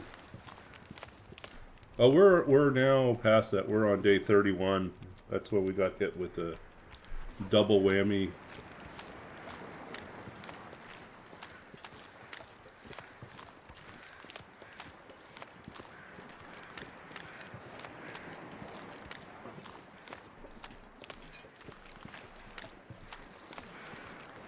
No, we are doing well despite like ridiculously bad odds. We've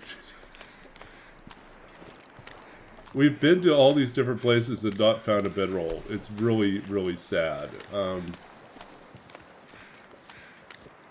mean, seriously, we started off in Pleasant Valley. We searched all of Pleasant Valley. Actually, you know what? I think there's one place in Pleasant Valley we forgot to check. We didn't go to the Misty Creek Cave, so we'll try that, I think. But we went to Mystery Lake, no bedroll anywhere in Mystery Lake. We went to Milton, no bedroll anywhere in Milton.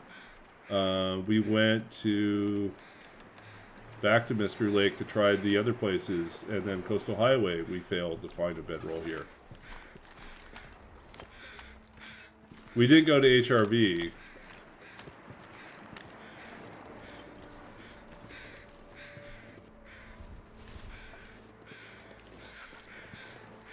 No, we didn't. That would have been the guaranteed spot. Yeah. But we were pretty far away when we started.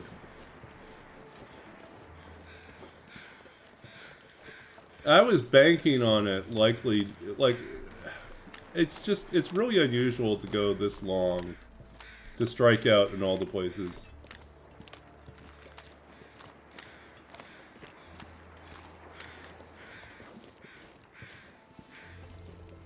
Oh yeah, we think that might have been in a cave up a rope that I didn't climb in Mystery Lake. It's a cave I often forget about. It's not the Overlook Cave, it's a different cave. And I always forget to go check it. Because largely I forget that it even exists, so. But apparently it's now a spawn point.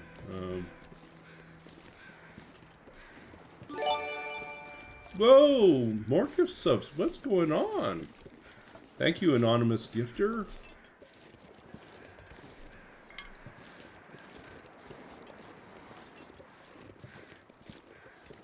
Wow. Someone is definitely spreading the love tonight.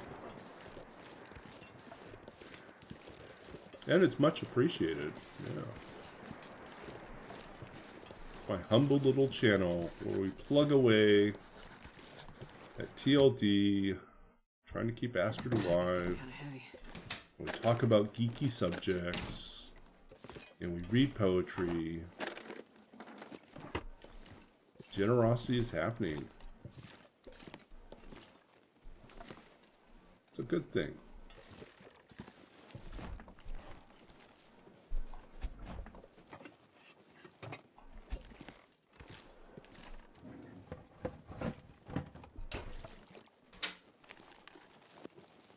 This'll come. Yeah, we've doubled the goal. I was like,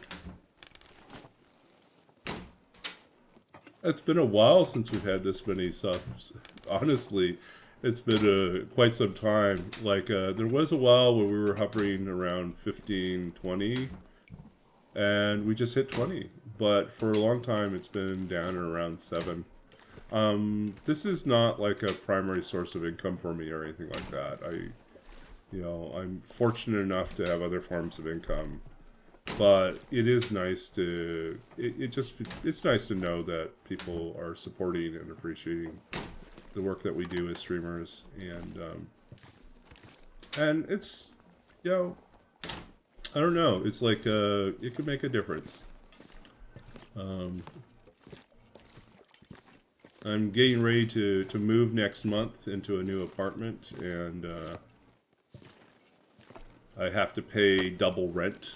I have to pay last month's rent in this place and first month's rent in the other place. And so it does, yeah, it helps. It's like, otherwise it's like, we'll make it. I've got enough set aside, but it's still a little bit here and there. Cover some groceries, cover some moving supplies. Yeah, it's all nice.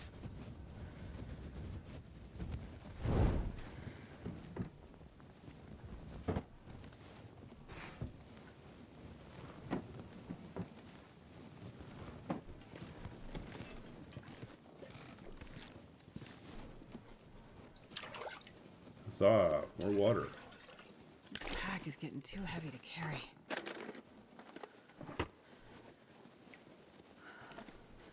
Yeah. No, I mean, I remember there was, I also run D&D games, and, a number of years back, I was, just before the pandemic, I was running a in-person D&D game, back in Saskatchewan, and, we ran for about a year, and Christmas time, the players in my group, gifted me a gift card for like $100. I was not expecting that at all. But they liked the game and they wanted to support me. It's like, I don't do it for, I don't DM D&D for money. It's like, it's a different sort of approach for doing things. But it was, yeah, it was a pleasant surprise and very much gesture that was much appreciated.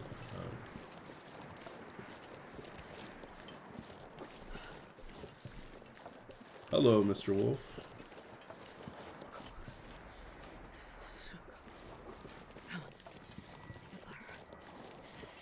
Yeah, I mean, I tell people, it's like, when I move into a new area, there are two things I always do. Like, the first two things I always do. I can barely walk with this much gear.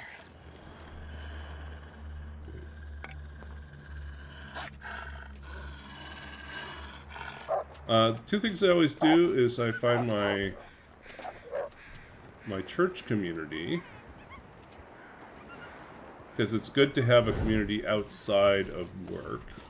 But the other one is I always find my D&D community.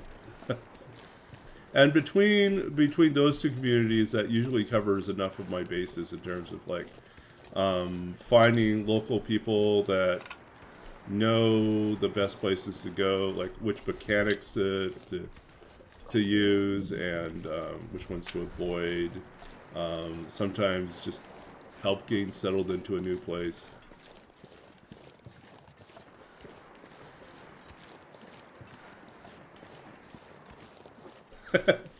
See, that's kind of cool. I think I need to add a couple more. I think I have a couple open slots in my I've never felt so cold in my life. in my emotes. I'm gonna have to design a few more emotes, or maybe shift a few things around.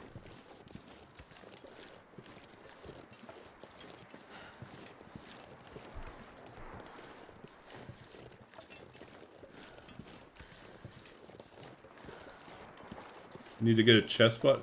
No, that might not be a bad idea to have an automaton Turk, right? A Frankenstein, an automaton Turk, and a Sherlock Holmes.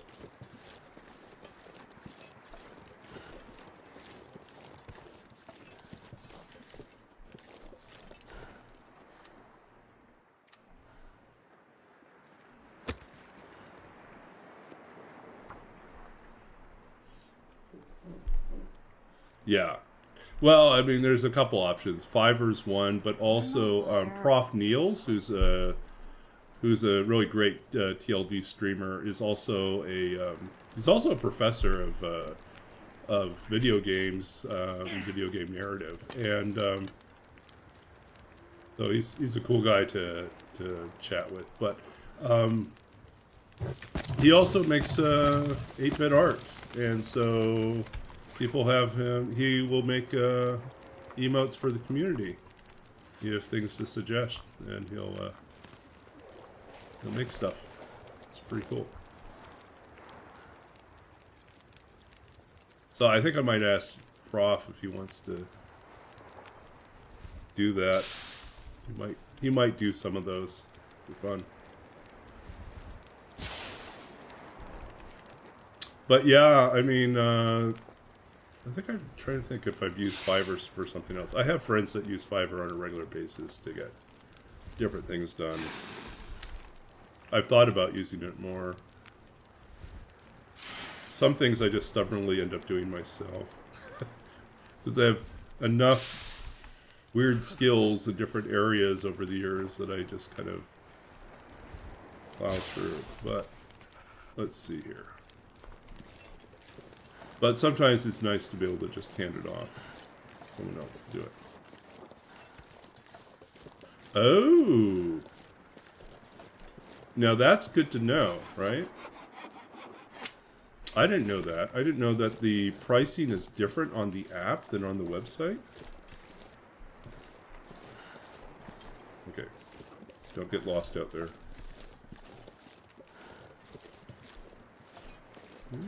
There's the bear way out over there, so we're good.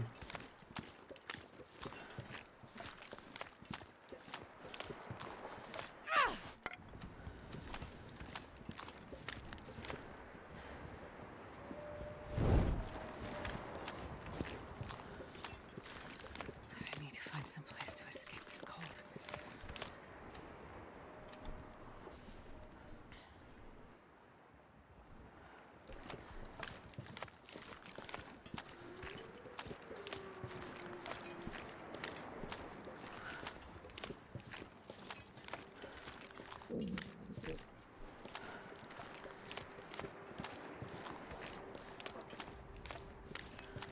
We need to get through... Oh, we got a long ways to go, don't we? Our closest bed is going to be... Our closest bed is going to be in the lighthouse.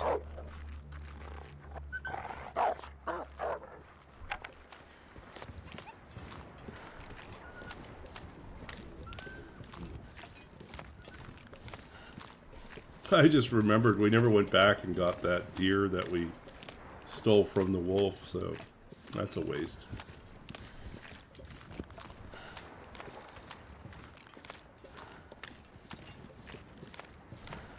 Another wolf out here?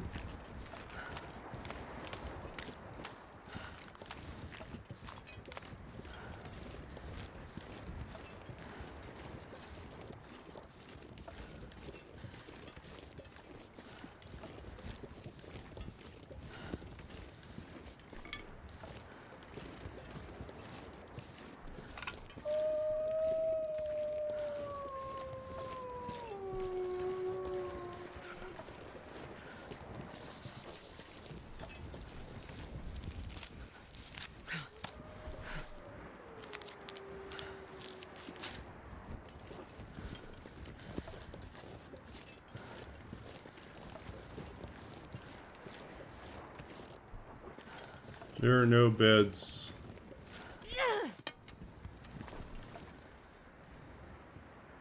No beds between here and the lighthouse.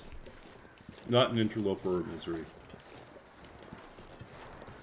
If you're in Stalker or Voyager or Pilgrim, then usually one of these is still up, but not here. You can sleep if you have a lot of fuel and a lot of luck. You can build a fire next to a car and sleep in a car.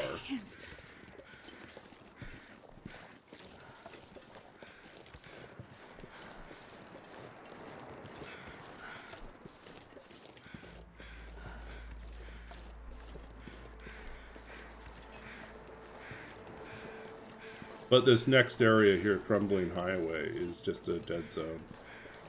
If you don't have a bedroll, it's like nothing. You got nothing.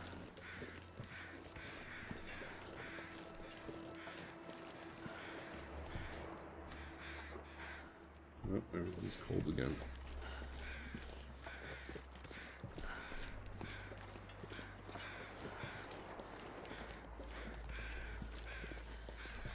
Yeah, if you're playing Pilgrim, you'll see more cabins available, more beds available. But yeah, Interloper and Misery, a lot fewer things to work with. Misery, I think there's even fewer cabins.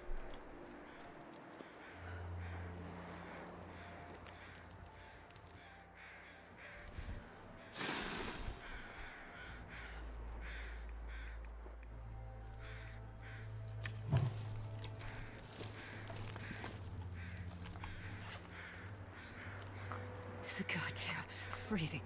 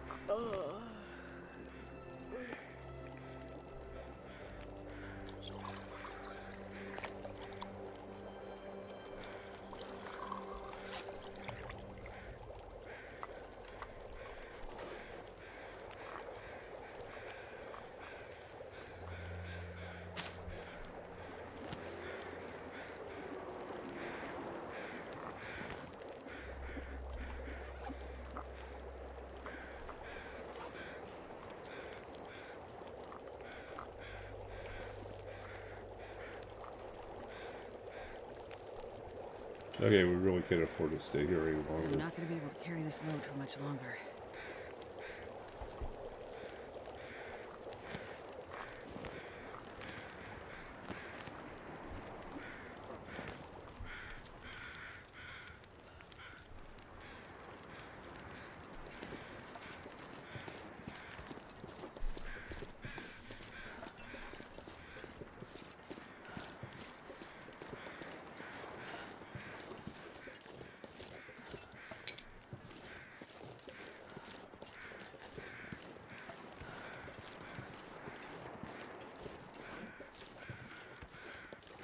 Our recovery is going to be so much worse now.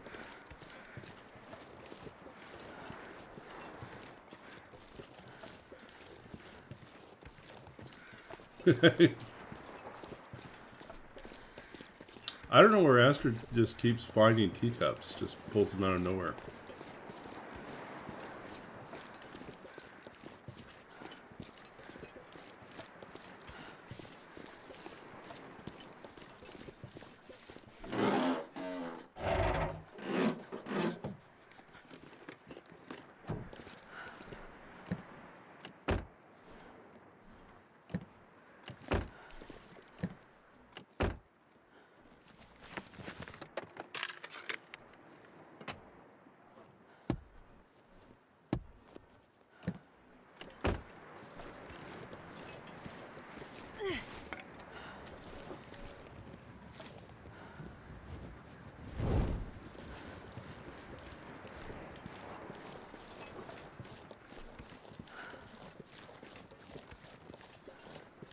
What are these, warm maple?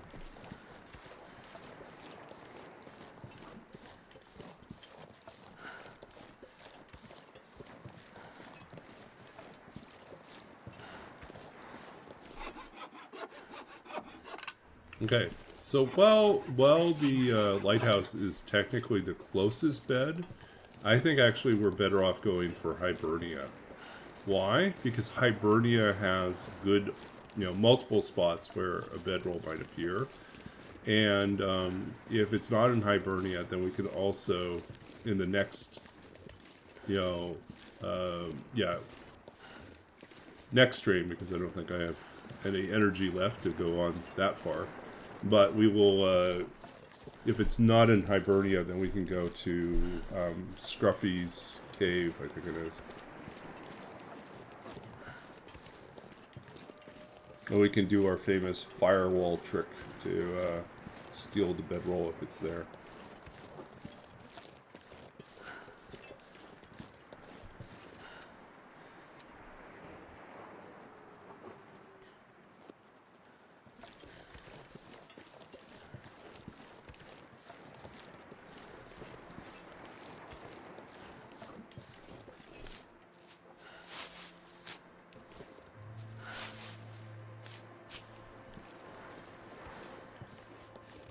It's weird when you play Pilgrim after playing Interloper for a long period of time, and you find bedrolls everywhere. You're like going, oh, there's another bedroll. How come there are so many bedrolls?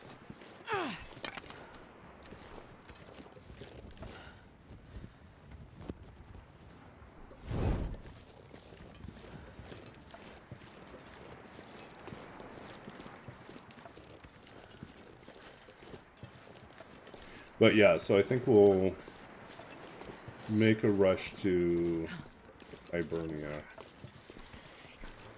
Not fan of doing that mostly in the dark, but it's doable. We have matches, we have torches.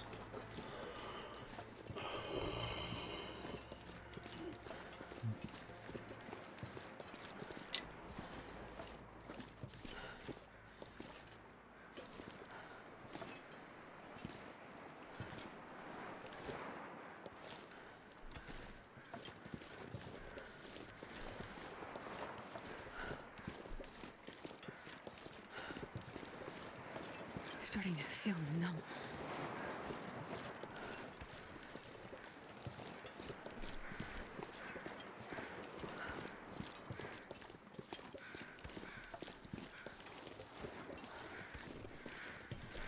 Okay.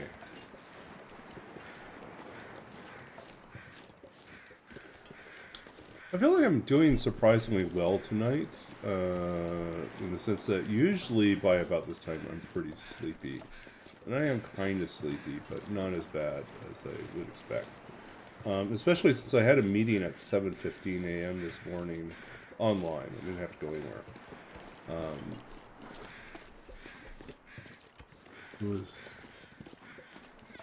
And then I was sleepy during the afternoon, but I didn't have time to take a nap. So I kind of just powered through. these are done.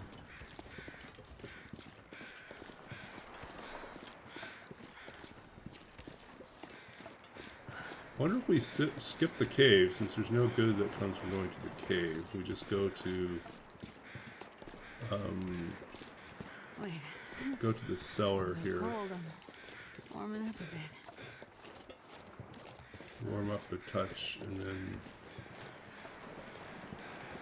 push on to the other way into the mine.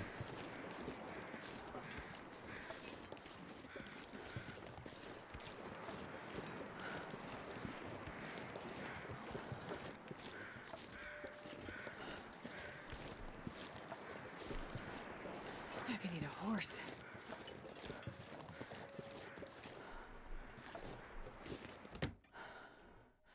I can barely walk with this much gear.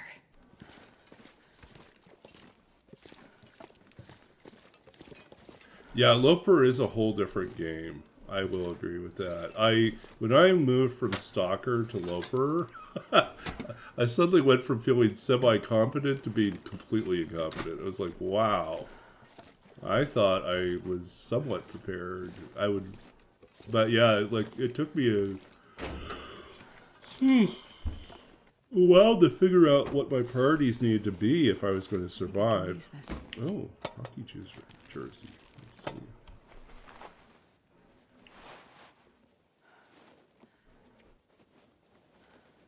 More wind blocking. I think when it's repaired, it would be fine. Right now, it's not really worth it. So, Firestarter overrated? Oh, as a feat? Yeah. Rena with the hydrate. Cheers. And stretch. Yeah, I used to start off my my interloper runs taking Firestarter. And then once I got past 50 days, like once I broke like 20 days on a regular basis, I realized Firestarter was not really optimal because it quickly loses its value, you know, once you achieve that level where you can survive for 20-30 days. You're probably going to already get to I'm not going to be able to carry this load for much longer. yeah. For long runs, yeah, because it's eventually worthless.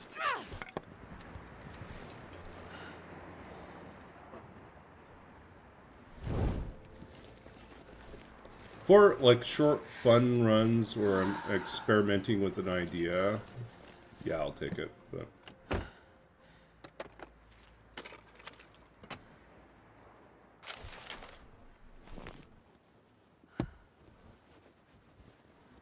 no, my go-tos right now are Cold Fusion and Efficient Machine. I have found that those two will help me get further than almost anything else.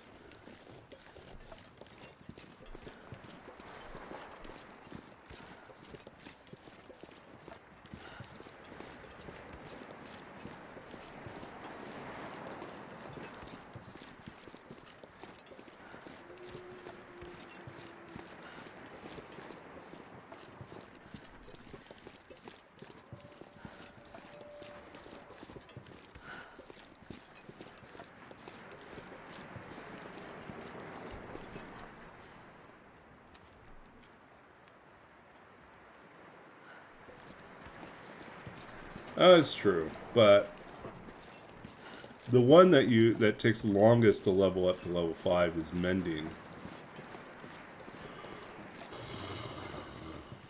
Ooh.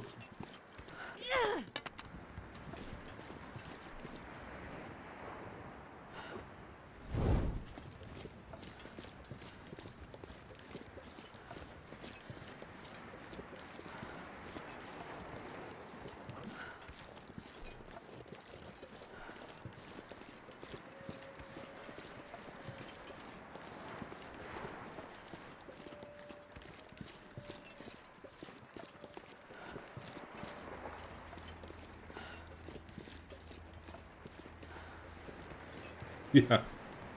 Yeah, mending, my recommendation is, like, get the books. Just get the books.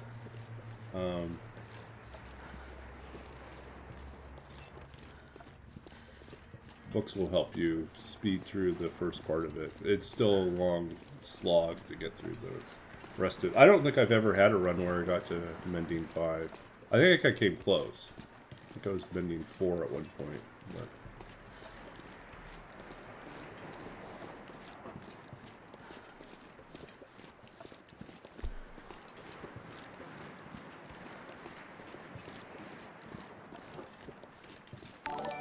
Another raid. Look at all these raids tonight. Welcome in, Tormuse. Shout out, Tormuse.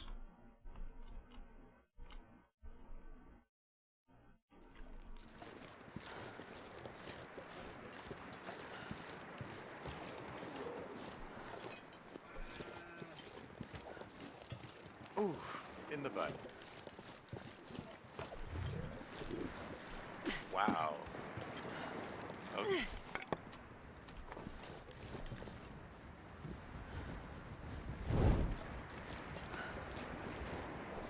We got such a long ways to go. We're not going to stay and harvest this guy.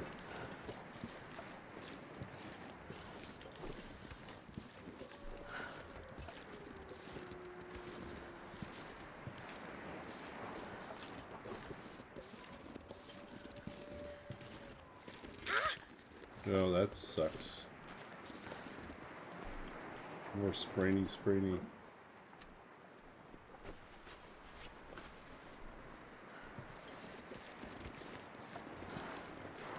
We'll have to make another bandage soon. Yeah, that's the worst about the magnifying lens. It's like, you get it, you think, yeah, it's all great. I'll just be able to light a fire every time there's a sunny day. And then you go like weeks without seeing a sunny day. It's like, Can you eat trees? 'Cause I'm gonna.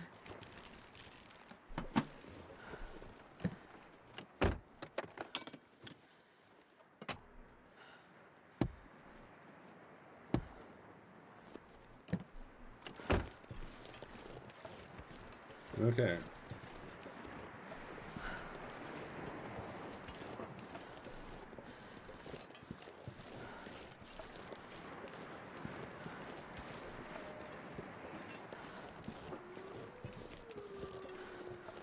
Oh, Tormuse wants a poem. Get there here.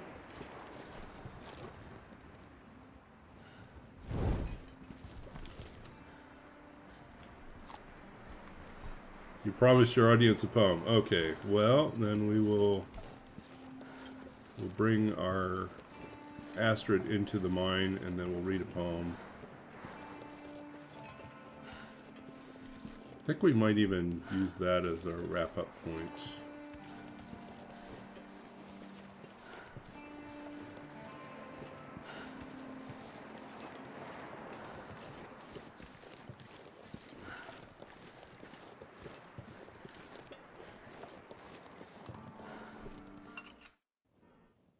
This pack is getting too heavy to carry.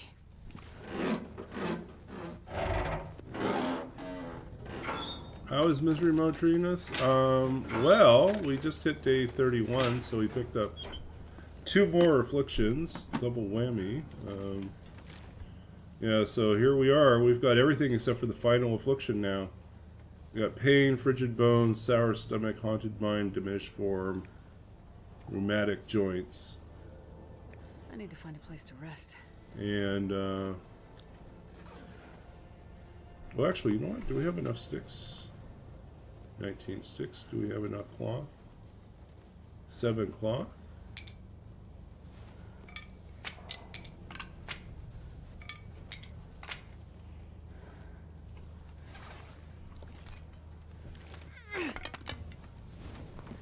Might just do this.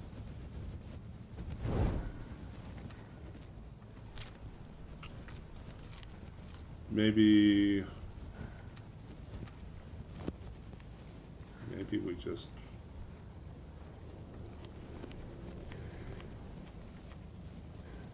build a, do we have enough to make it through the night? Let's gather a little bit more coal, and then we're going to build a fire. Put down a snow shelter and sleep outside, since we don't have a bedroll.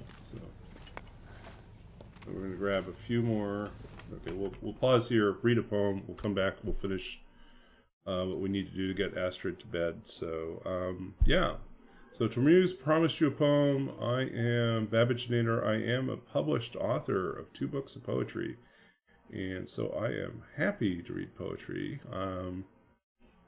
And so let's see. We will do Random Poem Chooser, a little script I wrote a while back.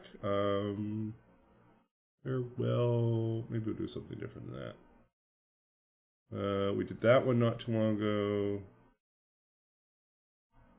I kind of want to do a Babbage poem. Let's see. We'll do that one. Okay.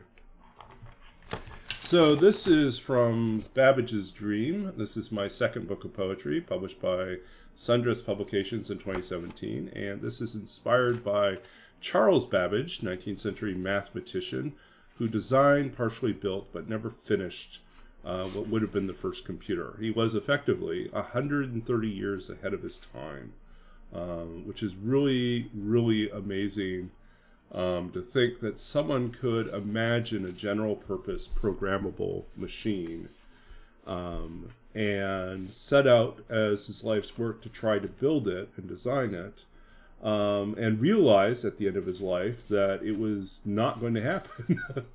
And then still be able to write rather emphatically in his own, autobiography, that some future generation will prove me right, that once built, this machine will change the world. And so he was very, very adamant about that. We're going to read something about, that wasn't directly about the computer, but instead has to do with one of the saddest periods of Babbage's life. This is Babbage descending into Mount Vesuvius, 1828. I'll read the poem, and then I'll give you behind the poem afterwards.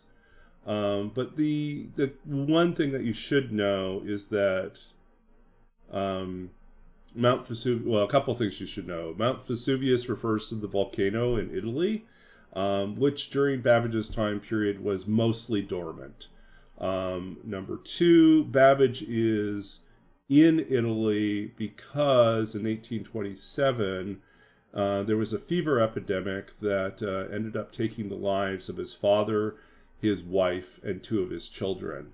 And what Europeans used to do when they were in mental distress is they would travel. They would go out and travel. So Babbage traveled to Italy.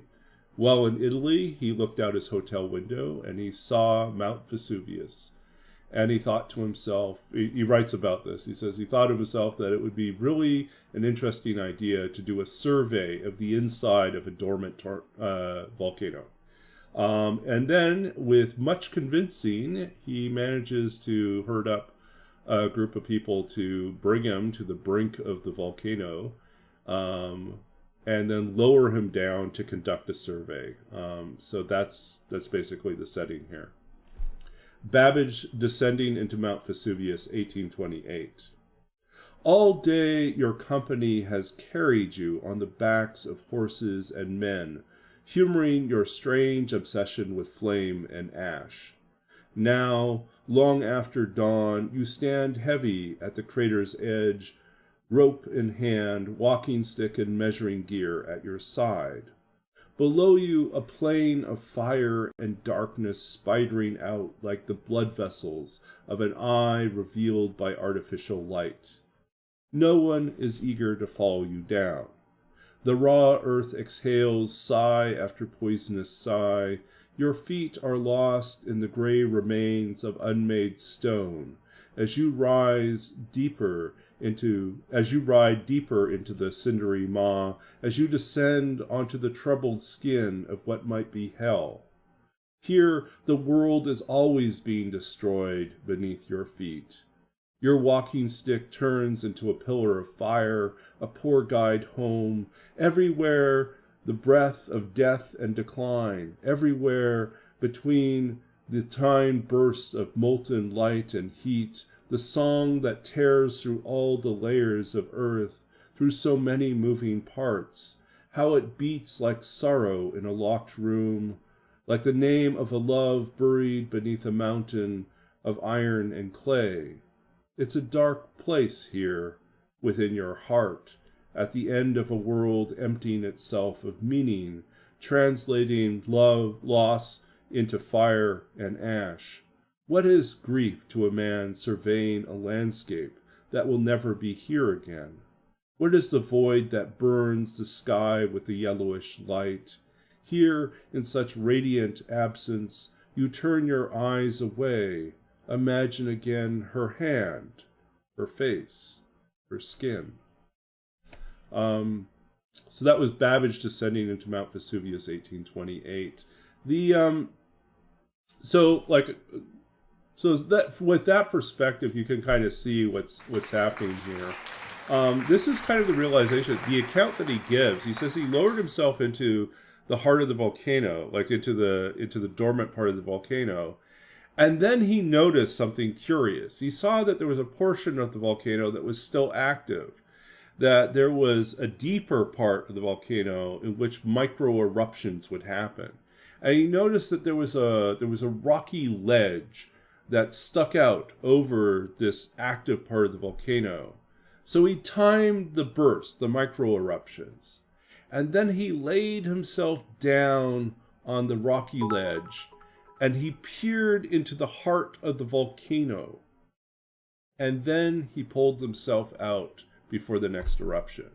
And I remember reading his account in his memoir, and he doesn't put it in the context of what year it was. He doesn't mention, he doesn't talk about the fact that he's just lost his wife and two of his children. He doesn't mention any of that. He just talks about it as a period of time when he was traveling through Italy. But when you go back and you look at the actual historical context, it makes me think that Babbage in this moment is in a state of great despair. And this is a temptation for him. He stares literally into the abyss and then decides that he's not going to just disappear. And he picks himself back up and he crawls out of the volcano. And then he rededicates his life to finishing as best he can the analytical engine, which would have been the first computer. And to me, that's such a remarkable, devastating, human, real response. And I remember when that clicked and I figured out what was going on, I thought, what an incredible, terrifying moment to be in. And to choose to pull yourself out. So that's a big part of what's going on in here. The second thing is there's this reference here to the world, the sky and yellowish light. J.M.W. Turner, famous British artist from the period, famous for all his seascapes and other paintings of the sky, was famous. One of the things he's famous for is the color of the sky in almost all his paintings. And that color originated not from the explosion of Mount Vesuvius, but of a different volcano in 1818, I think it is, or 1815. Anyways, it was the year before Frankenstein was written. There was a huge volcanic eruption that put up so much volcanic ash in the air that it produced what was known then as the year with no summer. So there was cloud, overcast skies for much of the earth because of all the volcanic ash. And there was a year with no summer. And and it just stayed that way. Was it no summer or no winter? Anyways, whatever it was. So anyways, it was a remarkable year because it was overcast the whole time. But then it would produce, like at sunrise, sunset, these incredibly rich colors in the sky. And Turner watched this and said, I want to paint the rest of my life using that color. And so like long after that effect had disappeared from the atmosphere, he was still painting his seascapes and his landscapes with that color. Yeah. Thanks, Rena, for the bits. Thanks for the cheers and for the support. We're going to wrap up here soon. I think we're going to try to find a few more pieces of coal. How many do we have right now? 4. Okay, we need more coal. Or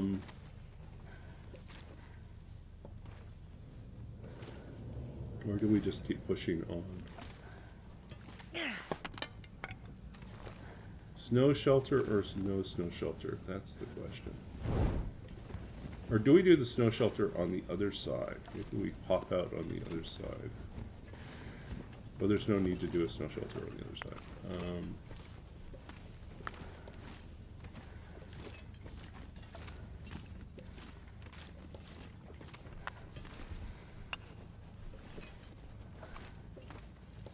Yeah.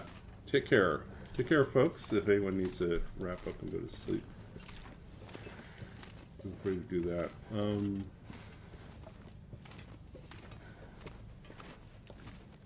Okay, so we will come through. This much gear. Actually, yeah, we could put a snow shelter. Well, I don't know if it really needs a snow shelter. Debating.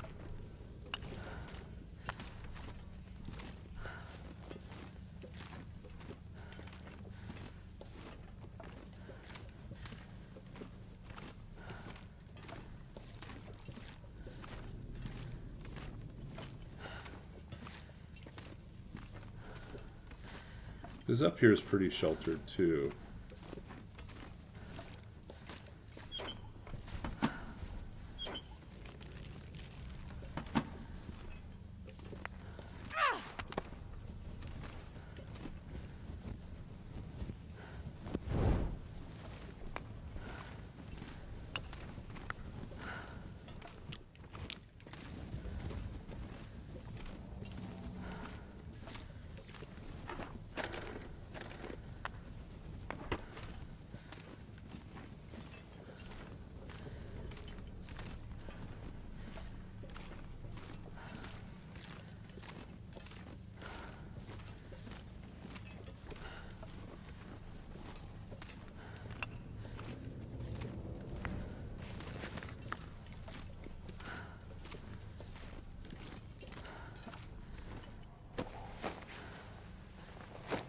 You don't need the extra pry bar.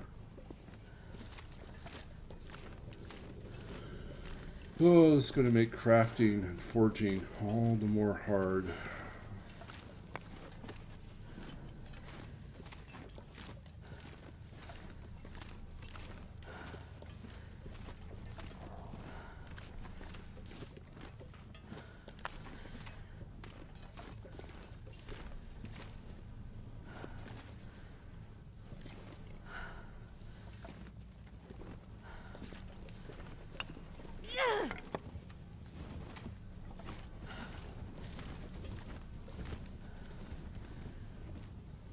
Yeah. No, our carry capacity is so low right now, I'd rather not have to haul metal around everywhere, especially since we're going to go to Hibernia.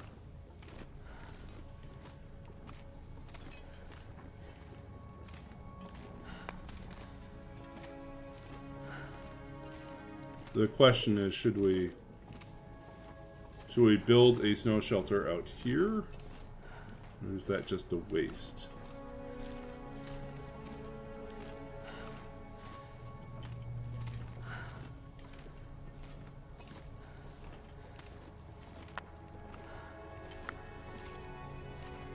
So much coal.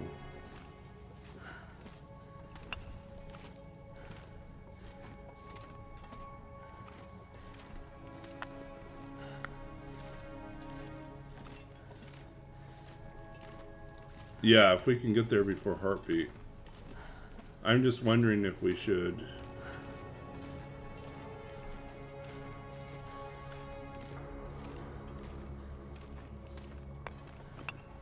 I don't know.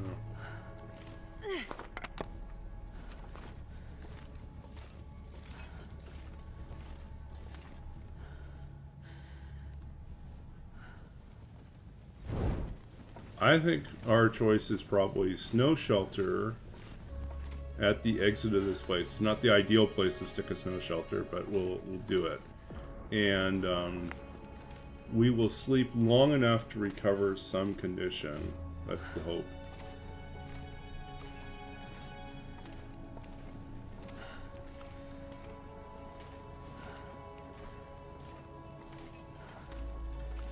But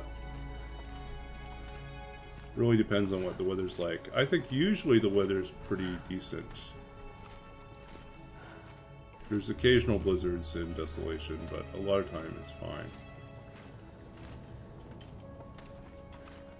So we'll see what it looks like.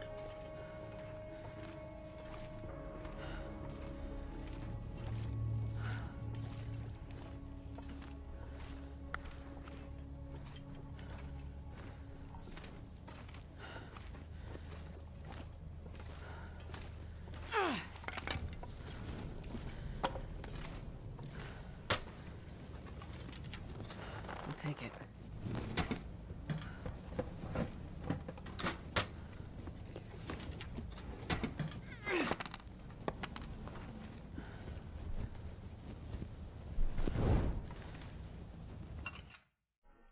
I'm not going to be able to carry this load for much longer.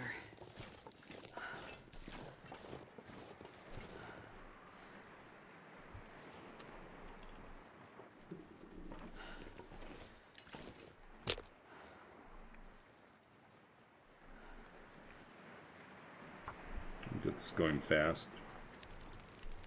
Oh, right on.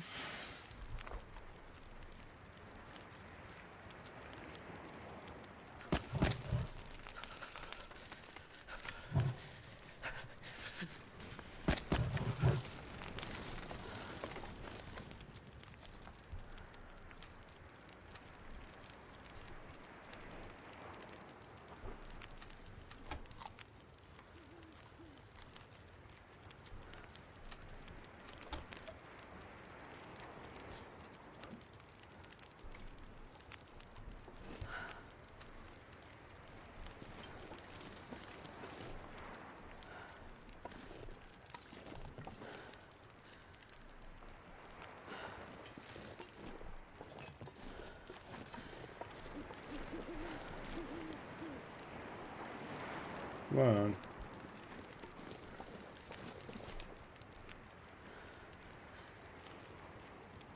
That far back? Any place closer?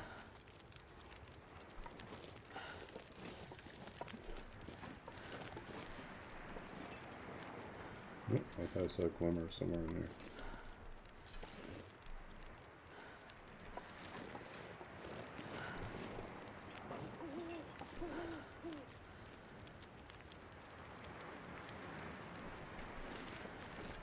Oh. It's in here somewhere.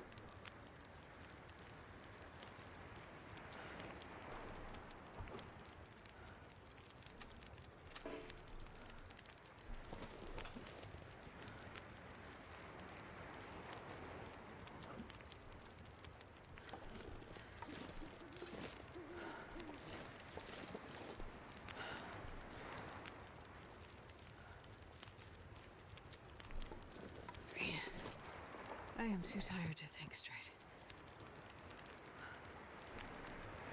Okay.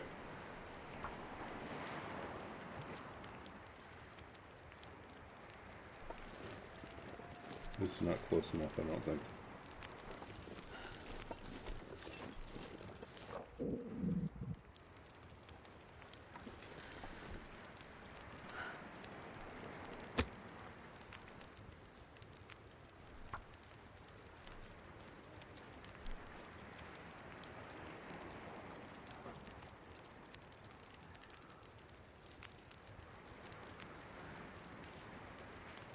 Yeah. Yeah. Yeah, you can definitely get away Perfect. with a lot less.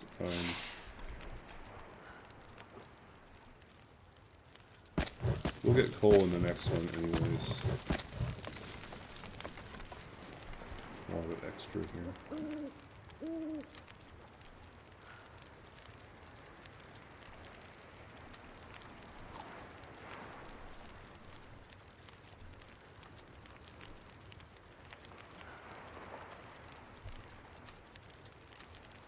Okay, time to get Astrid to bed.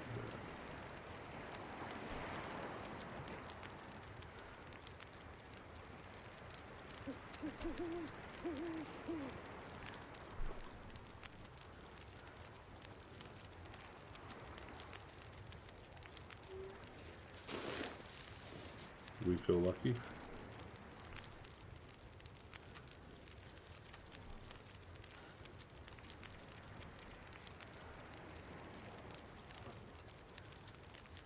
Seven hours of sleep is all we're allowed anyways.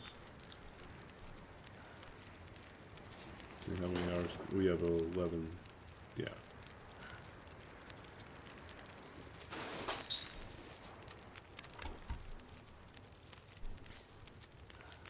And it's outdoors, so it'll keep going for a while.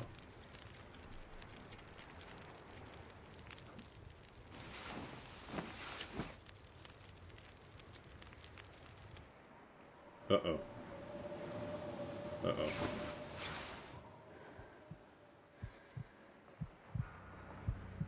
Uh-oh. We're not gonna make it.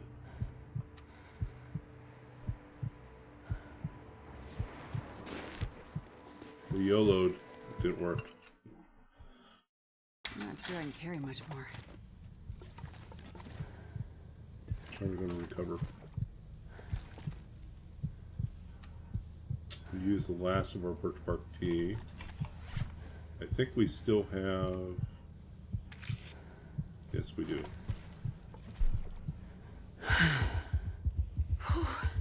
Sure getting cold.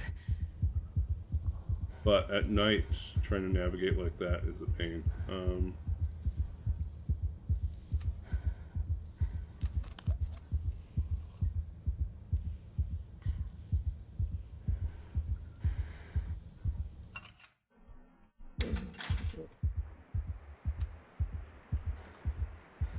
Figures. Look at that wind.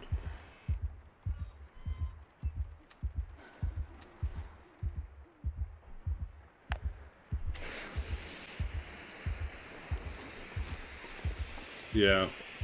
Well, we are what we are, right? Oh, so cold.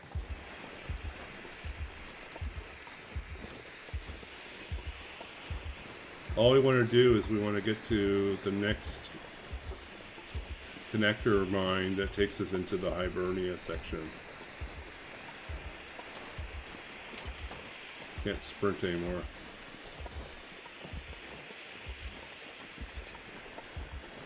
I wonder if I can drop any of this gear. Short answer is yes, we can.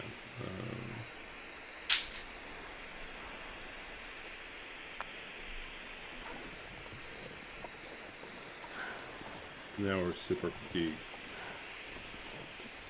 So tired.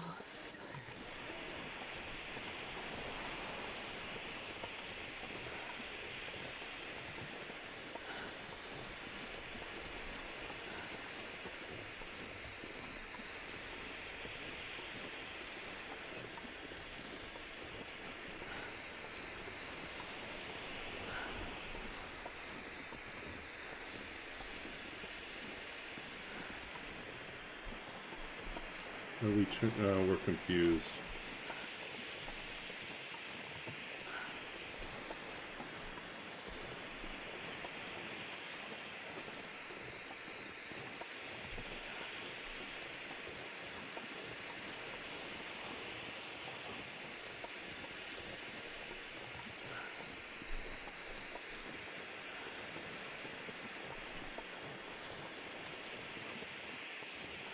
We're so slow. I thought we were further on, but we weren't.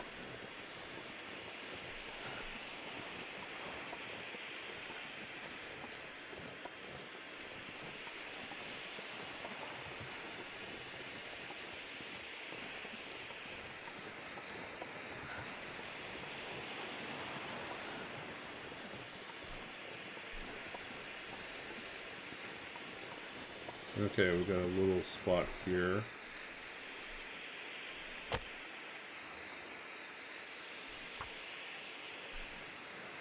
Try to warm up a little bit more.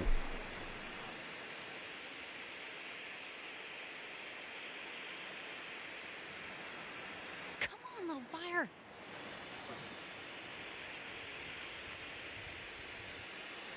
Oh, lucky day.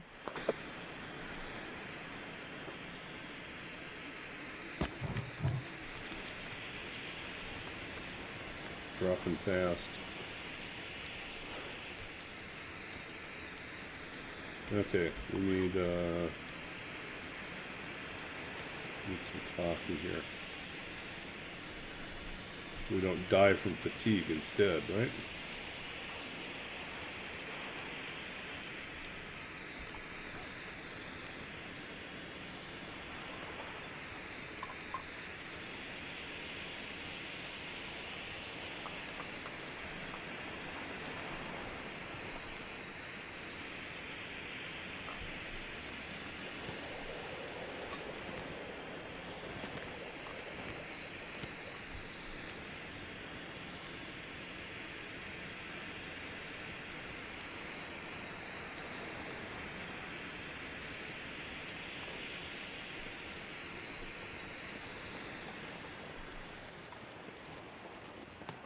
We could stay and make more tea, but the problem is the weather is nice now. If we wait too long, we could lose the weather.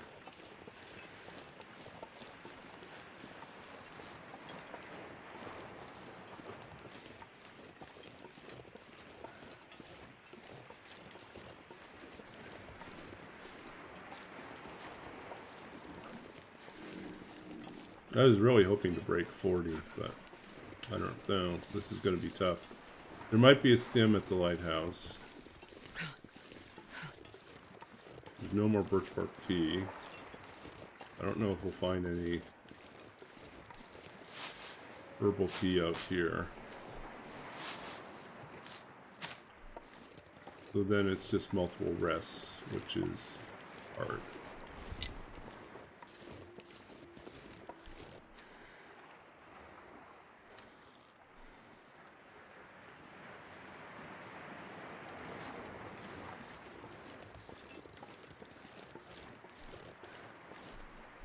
Made it through to a new day.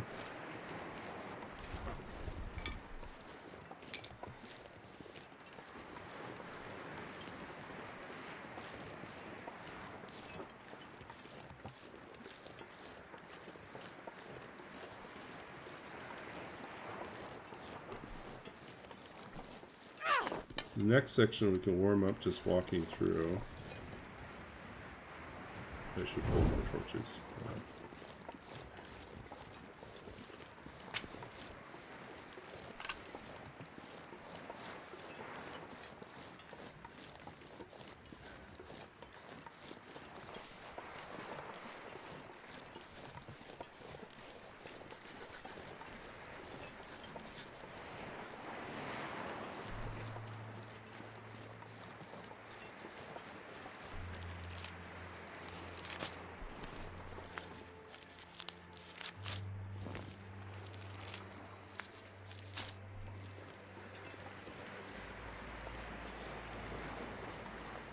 Okay.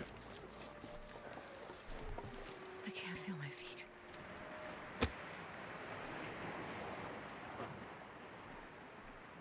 Let's use the oil since we want to fire fast.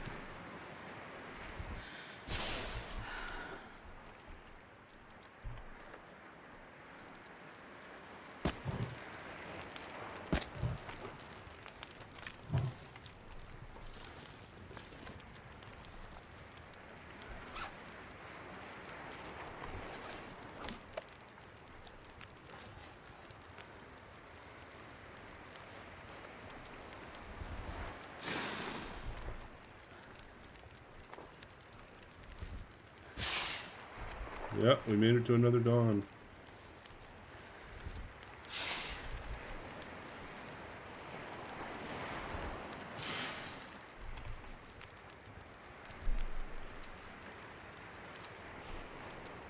Gotta keep some stamina in there so we can get through this. What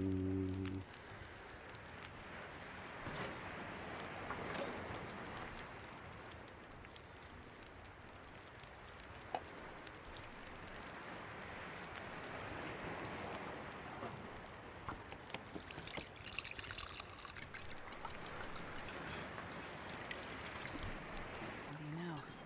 Looks like I survived another night. We did it. We survived another night, Astrid. Yep.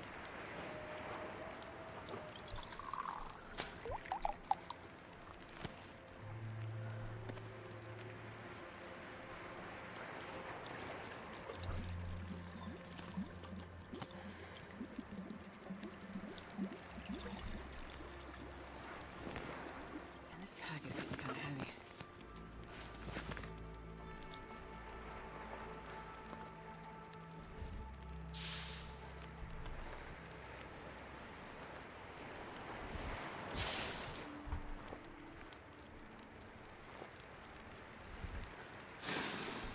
I'm getting tired.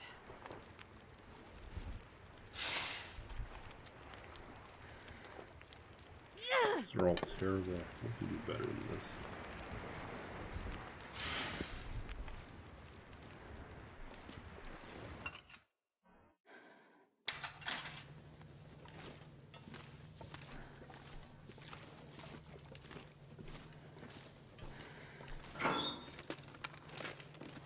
Hope nobody needs this anymore.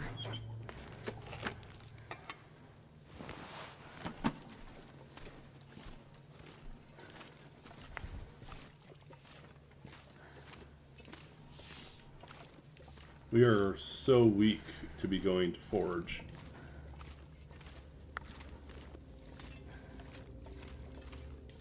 Yep.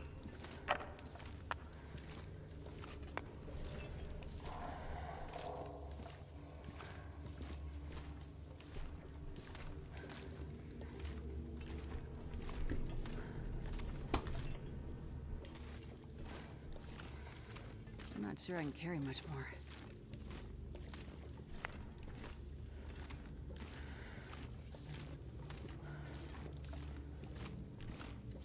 Yep. This will be the real test, right? Can we get into Hibernia without dying? With our next to nothing condition.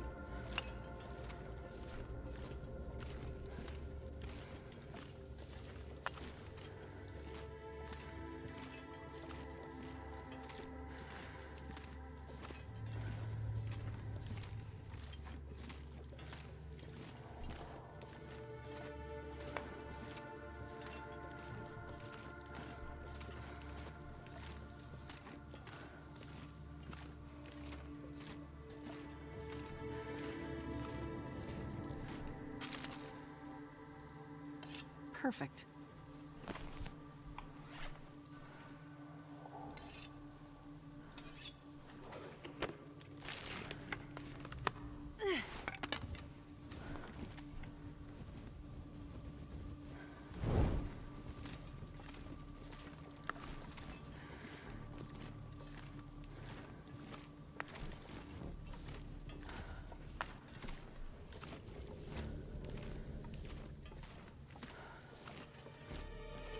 Hey, take care. Yeah, I'll probably wait until next stream to do the actual exploration of Hibernia, and that will tell us whether or not we finally did find our bedroll or not.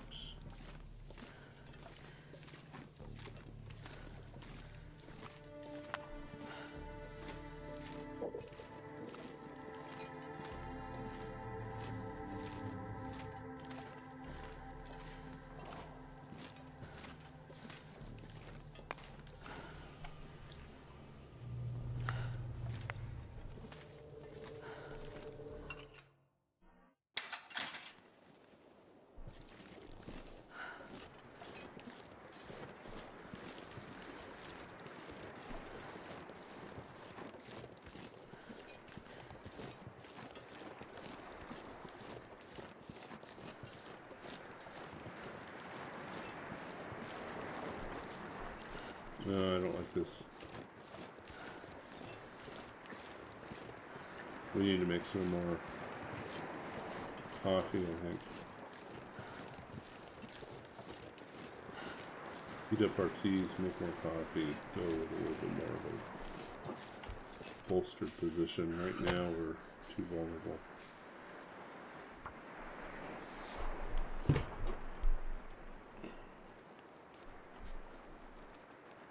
Come on, little fire.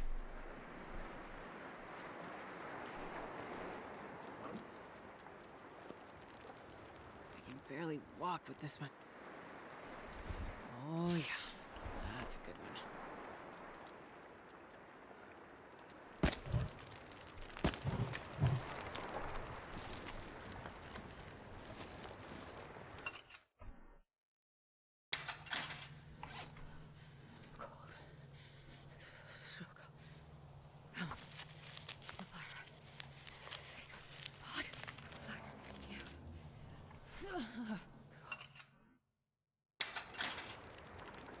Ah, shit, that burns! Oh no, oh no. Oh no. That was a bad thing. Oh, that hurts so much. Oh. Dumb ways to die. Yeah. The pain. Come on. Okay, okay.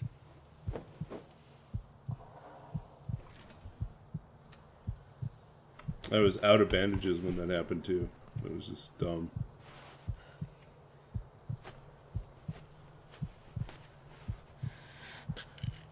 Shit! Feels like it's still burning.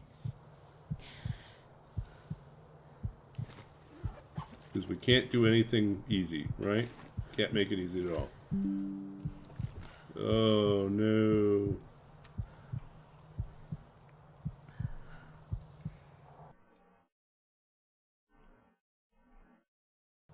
I'm not gonna be able to carry this load from...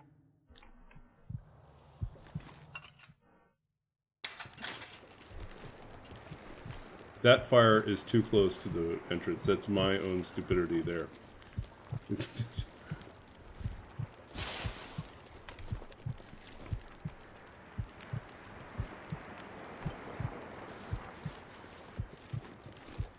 Do I have any teas that are warm? No. No.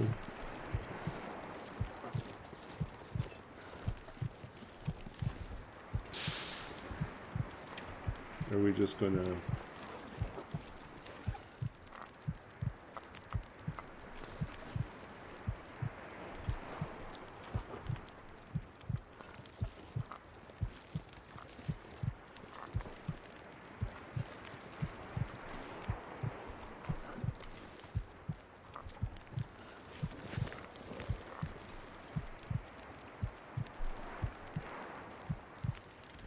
Oh, what a dumb way to die.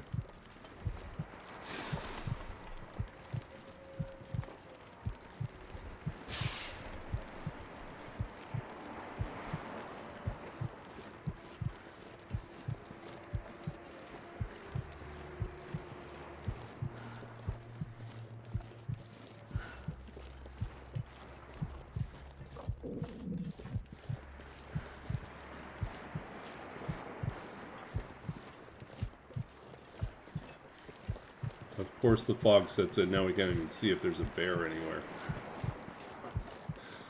Oh, figures. This pack is getting too heavy to carry.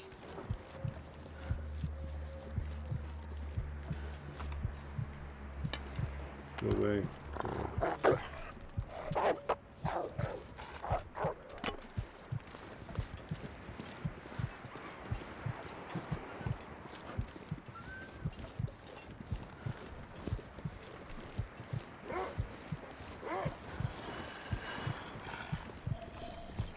He's determined to take us out.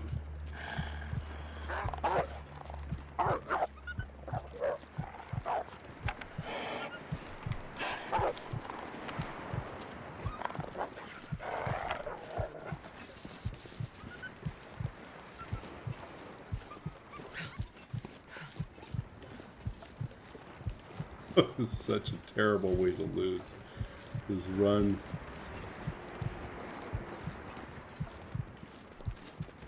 still running.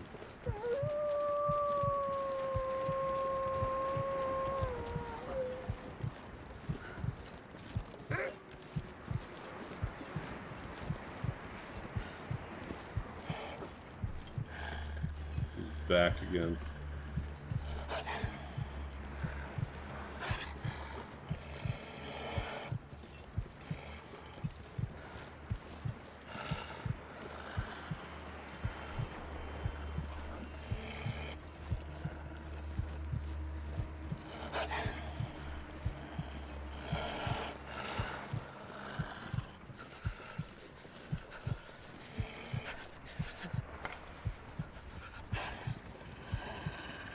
Go away, leave me alone.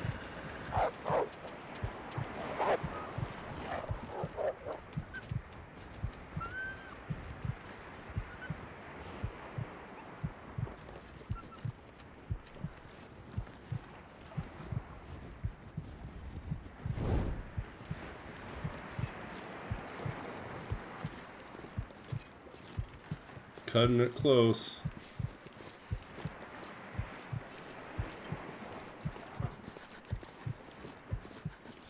I think there's a bedroll in the trailer. I think we could even make it into the trailer. It would be fine.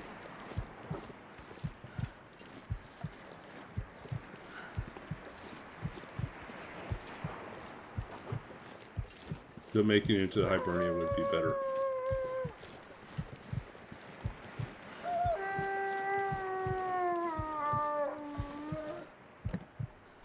Man, they're everywhere.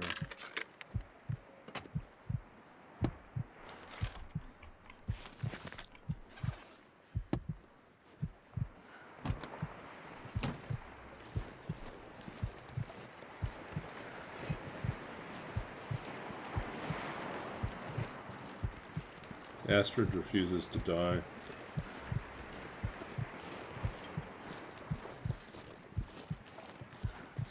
Astrid will not be defeated. Go on, Astrid. Show them your true metal. What are you really made out of? Marshmallows? Or iron? Steel?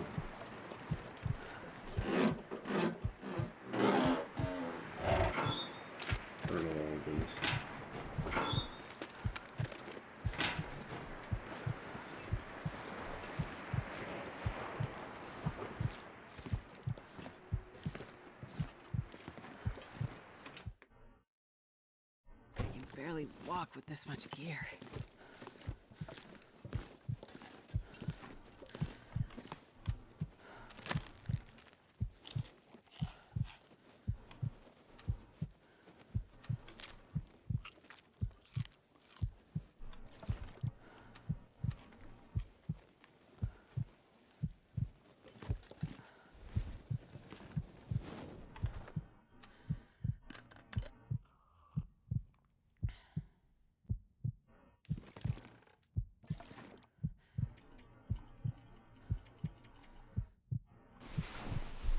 Watch us not die.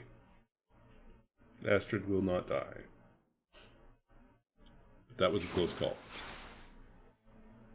We got a long way to go to recover, but we're alive. We're alive. Oh, misery. Misery indeed. Okay, so we are at day 32 and we almost perished. Yeah. Okay, I'm going to save the looting of this place until tomorrow, so we're just gonna... Well, actually, I guess we could just do it this way. Nah, we'll do it this way. Okay, we'll save here. We're on day 32. I'm not going to be able to carry this load for much longer. Yeah, Laszlo.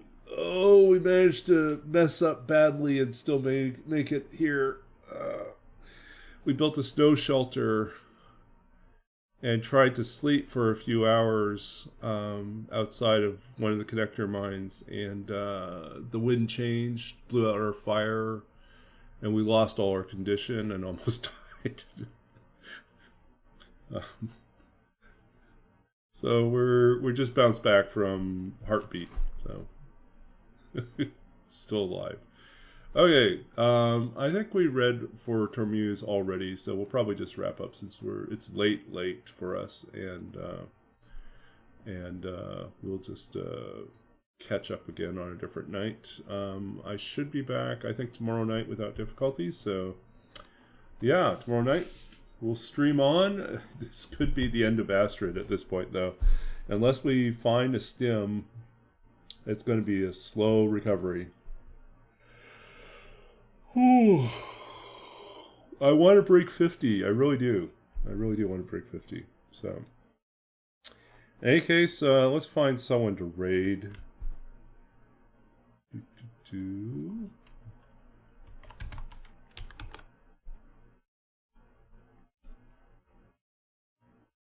Deadpool is up.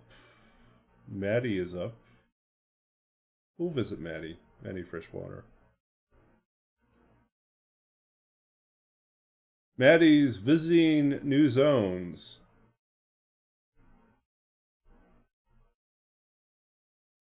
Maddie's a lot of fun to watch, so we're going to go head over to Maddie Freshwater.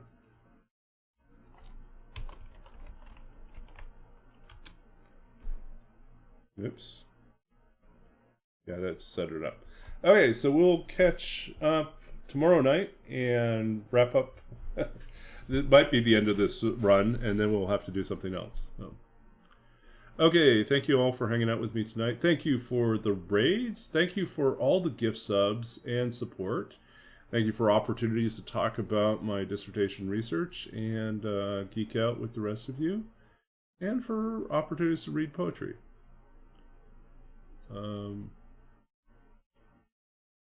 So yeah, let's head out and we will catch up tomorrow night.